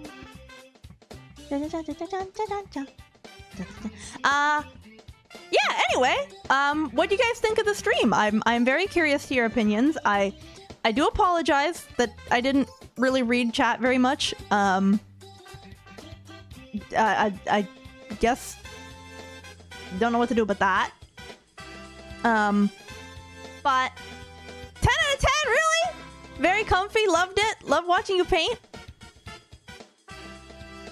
Well, you guys tell me how much you enjoyed this segment, if I should do this segment more often, and how often.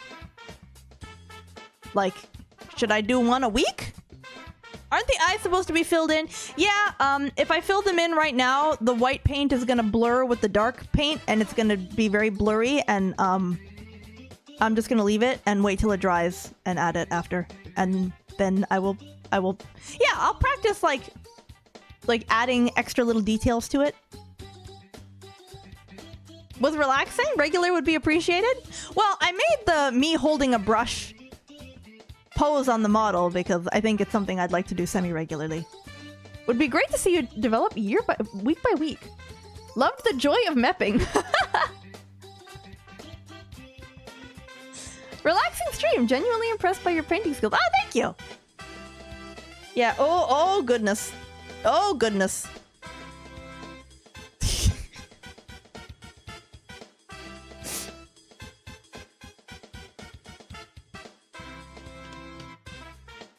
Do art in general.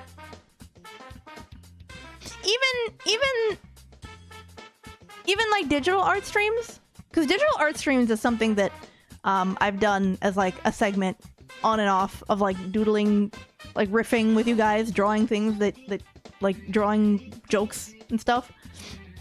I'm gonna amputate the thumb. No, it's just a little bit of Prussian blue. It's fine. I think it's fine. I'm pretty sure. What's the pigment in cyan and Prussian blue? PB27. Yeah, it's fine. I think. Art streams are your favorites? Oh, I'm so glad.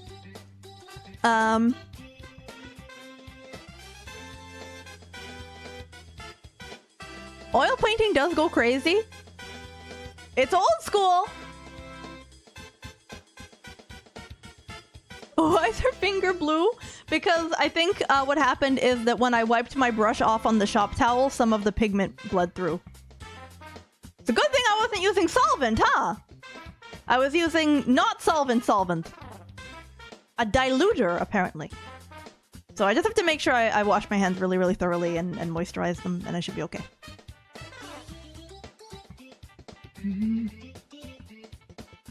Yeah, I do think it would be cool. I don't either sell or I don't know. I don't know how it would happen logistically, but I think it would be fun to get paintings into leaf bud hands. Oh no, you can see me shaking the desk. Can't beat good old turpentine. No! No!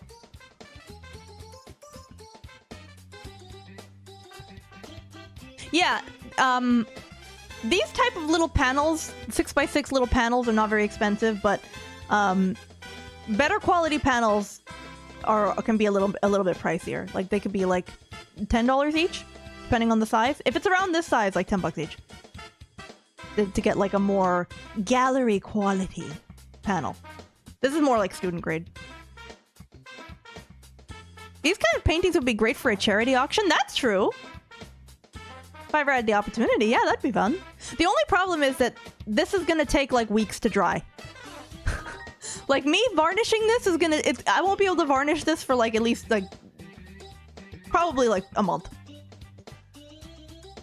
Well, thank you, Seda. Thank you very much.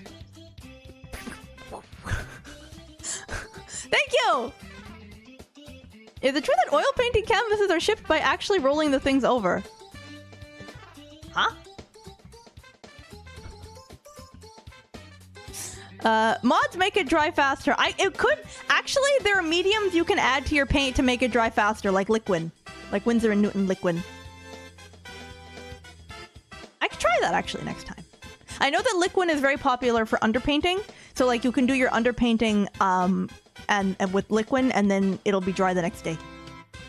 Versus if you don't add it, it'll take a few more days. Like it'll be touch dry in like a few days, but thoroughly cured, that such that you can varnish it, it's gonna be weeks. Okay, I'm pretty. That took 2 hours. I'm pretty proud of that. I just noticed. Like rolling it out like a map or a scroll. Actually, for acrylics you can do that. You can roll canvases. For oil you can't. Oil dries rigid. So it forms like a rigid layer. That's what's behind the fat over lean principle, to make sure that it doesn't crack because of like the layers drying at different rates. So old paintings that have have cracks. Remember reading that linseed oil isn't ideal for oil paints? Well, there's other varieties of oils used for paints. Walnut oil, safflower oil are the other two big ones. Safflower is really good because it doesn't have much yellow tint to it. So it's really good for really pale colors.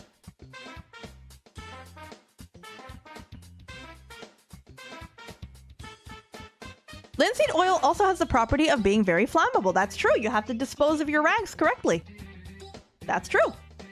Just the same as if you were using linseed oil for woodworking, and like you have an oil-soaked rag and you leave it crumpled up in the bin, and it can catch fire because it can spontaneously combust because of the exothermic reaction. In the amount that I am using, it's not a problem. Oh, here's my palette, by the way, if anyone's curious about that. You can kind of see me working through each color section. Yeah, for the quantity of paint in oil painting, the quantity of paint that ends up on a rag, it's not really a big deal. Sometimes if I'm paranoid, I'll soak them in water. So, like, they'll be wet. But yeah, if it's just like a couple little dabs of paint, it's okay. But it is something to be mindful about. If you were to get like huge chunks of oil paint, or like a rag soaked in media, like a rag soaked in linseed oil, I actually do have a little metal can for disposal of that kind of thing. So like I have a little metal can that I could fill with water, and then it's like a mini paint can. I got just in case that situation arises, that I could fill it with I could open it up, fill it with water, put the rags in there, and then hammer the lid back on. Sometimes if I'm paranoid, so all the time, Yeah, I might dampen the shop towels that I used today. I might like pour a little water on them.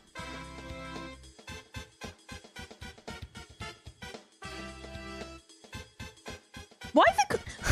Okay, wait, that's a leaf bud voice question. Why is it called palette if they don't want us to eat the paint? Leaf bud, I know the colors are delicious and it looks like cake icing, but you can't eat the paint. Nuh-uh. Sorry, you can. The camera's shaky. You can tell I'm shaking my leg. Okay. Okay.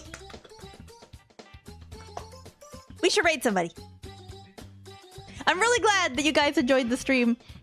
We will do more oil painting streams. I don't know about next week. I have to resupply. I need to order new gesso for like clear gesso for sealing the underneath layers because evidently I did something wrong. And get some more canvas boards. This is a good size, I think, for stream because if it's this size, I can finish it in one stream. If it's larger than this, it'll take longer. You could do digital art? Yeah, I can. I can do like digital painting. I don't know. I think oil painting is a bit more unique.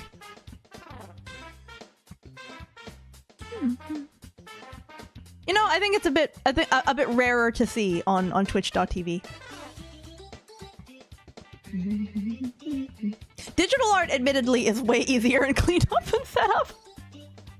All I have to do is turn on my tablet and open Clip Studio Paint. And that's it. Marble sculpting when? I think wood carving would be fun. Like wood whittling? Like whittling wood? I think that would be a fun thing to try. Jets? Jets is a fellow art nerd. She will appreciate. I wonder if she's ever streamed. I know she streamed painting. I know I've seen her streaming watercolor, but I don't know if she's ever streamed oil. More oil painting chads. but she's a fellow art nerd, so yeah, let's go say hi. Poppy oil might be what you heard recommended in an old book. Oh, as opposed to linseed oil. I haven't heard that, but I gotta look into it. That's what I'm saying. That's what I'm saying. I gotta look into best practices of painting and do more like little practice paintings like this. And I want to build some confidence before they go on anyone's walls. Like, imagine you put it in your bedroom across from your window and a month later all the colors are gone because I used a non-light fast pigment. Oh, cringe! Linseed oil bomb painting could be explodey. No! Because it's very thin layers over a very wide surface area that will be out in the air. I'm gonna put it by the window. It will be cool. The situation with exploding linseed oil is when it's a clumped up rag that has no space to cool down. It's like the surface area is very dense. That kind of thing. That's when you get the spontaneous combustion. When it has no ability to I don't know what the word is, but when like it gets rid of heat. You know, like the heat can dissipate. What about the clumped up linseed oil rag on the floor? There isn't one! Okay, wait, look.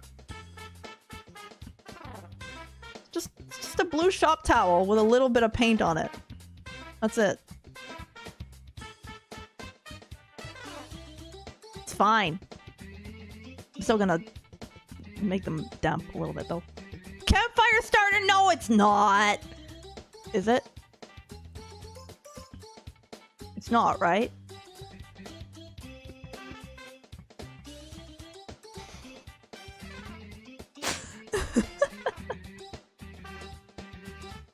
You're gonna make me get in my head. Interesting book about the history of paint pigments, how you can detect a forgery by the use of anachronistic paints, a technique. Whoa! Art restoration YouTube channels are very cool. I enjoy those. Go look at them.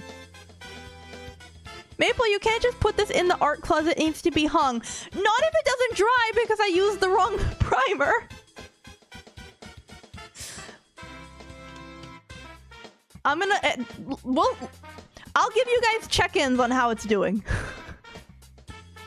If it never dries properly, then it's like it's sacrificial.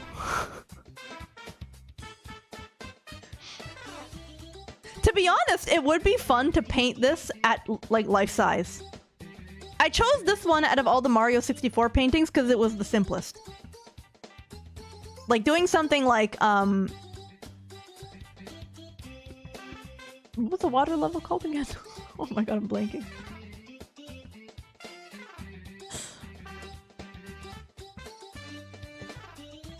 Maple, we will buy you non-century old art materials. No, it's not. The acrylic medium is very inexpensive. It's just that I thought it was still good. It was my mistake. It even smelled funny, and I'm like, I guess it always smelled like that. Oh, what a fool. Jolly Roger Bay. Jolly Roger Bay, I think, is very difficult to paint because it's a complicated pirate ship. Although it is fairly monochromatic. Thwomp's Mountain is also pretty difficult because it has a lot of small details. But this one, the problem with making like a 20 by 20 inch canvas is I'd have no way of filming it. With this new setup, I can go as big as like 12 by 12. And that's as big as I can get on my desk because I have like an arm that can move up and down. So I can zoom the webcam up and like I can zoom that webcam in and out by moving it up and down on the metal arm. Thwomp's Mountain.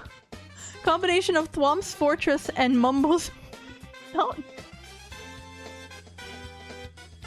You can tell that Mario 64 was not like a major like youth game for me. Like when I arrived in the human world, it was Ocarina of Time. It was not Mario 64. I don't remember anything. Donkey Kong 64, never played it. I don't know why. I didn't vibe with Donkey Kong. I think I thought he looked scary or something. So Ocarina of Time, I played over and over and over. I love that game. I would ride around on Epona and like pretend in my mind that I was like going on an adventure. like I'd be daydreaming while I was playing the game. Was Majora's Mask too scary too? Yes, actually. Yeah, I rented it and the mask animations were too scary. So I just rode around on Epona. On the save file that someone left on the cartridge. I loved exploring, but I had no concept of how to proceed in the game. And it was scary. That's okay. I'm a big tough elf now. I'm grown up and tough. Look at my tough face. I'm ferocious. Partially?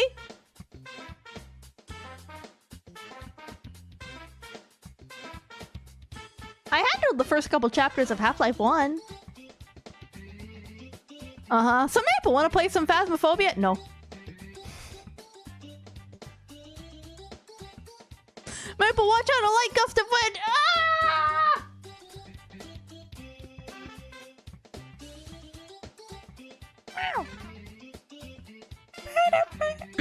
Oh, wait! I promised I would show you that I can whistle Majora's theme.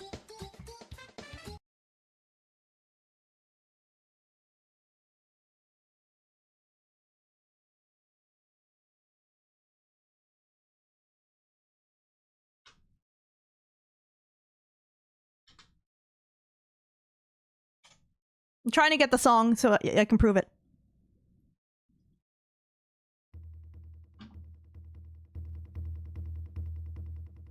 Can you hear it? Nobody asked for this, by the way. I just want to show off.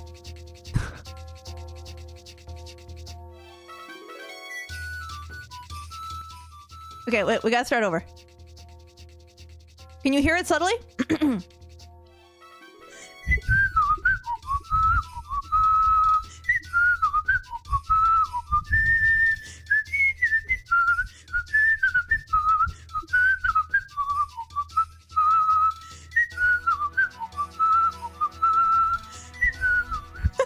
I smiled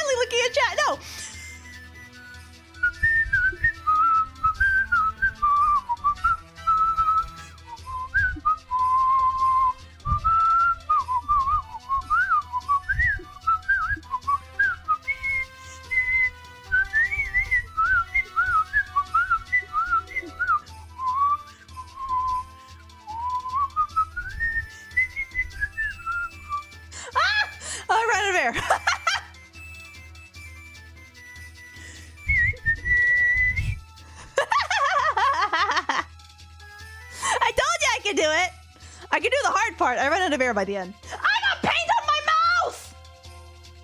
Okay, let's raid jets. I got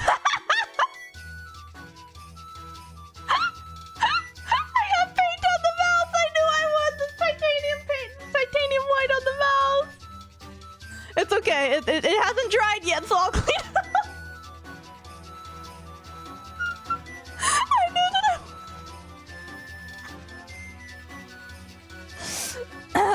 Maybe I should record myself doing that for Twitter just to flex. That's my weird talent. If I was on, was it the Jay Leno show that would have like human tricks? I would go on with a beanie covering my ears and be like, I am a human and this is the trick that I can do. It was Johnny Carson! Letterman? One of them. Okay, I'm gonna type raid and I'm gonna get paint all over my keyboard, I think.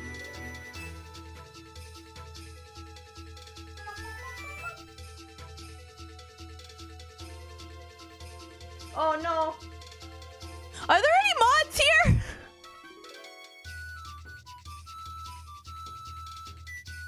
That someone else can run the can mods run raid?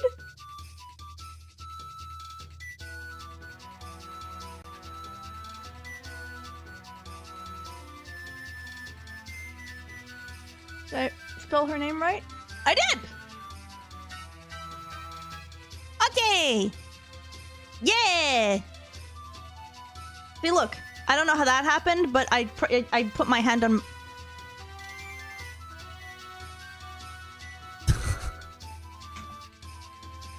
Yeah! Okay. Peace, peace. Here you go.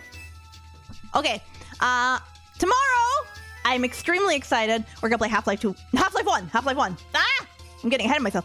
Tomorrow, we're gonna play Half-Life. I'm really excited to play more Half-Life. It was really, really fun. I didn't want to stop playing. I want to play Half-Life. And then, we're gonna play Mario 64. And then, Sunday, we're gonna decorate the room. We're gonna decorate the room. Remember, the theme is 90s arcade. Please submit images to... I gotta stay on the mic. Oh my god, I've been like off to the mic. Ah! Streaming for 5 years, by the way. Twitch partner, by the way. Doesn't know how to be on the mic. Theme is 90s arcade. That can mean like movie arcade or like proper Pac-Man arcade. Take your quarters arcade. Streets of Rage, I guess. Is that an arcade game? I know. I don't really know anything about that era. It's a little bit... I wasn't in the human world yet. Okay, bye!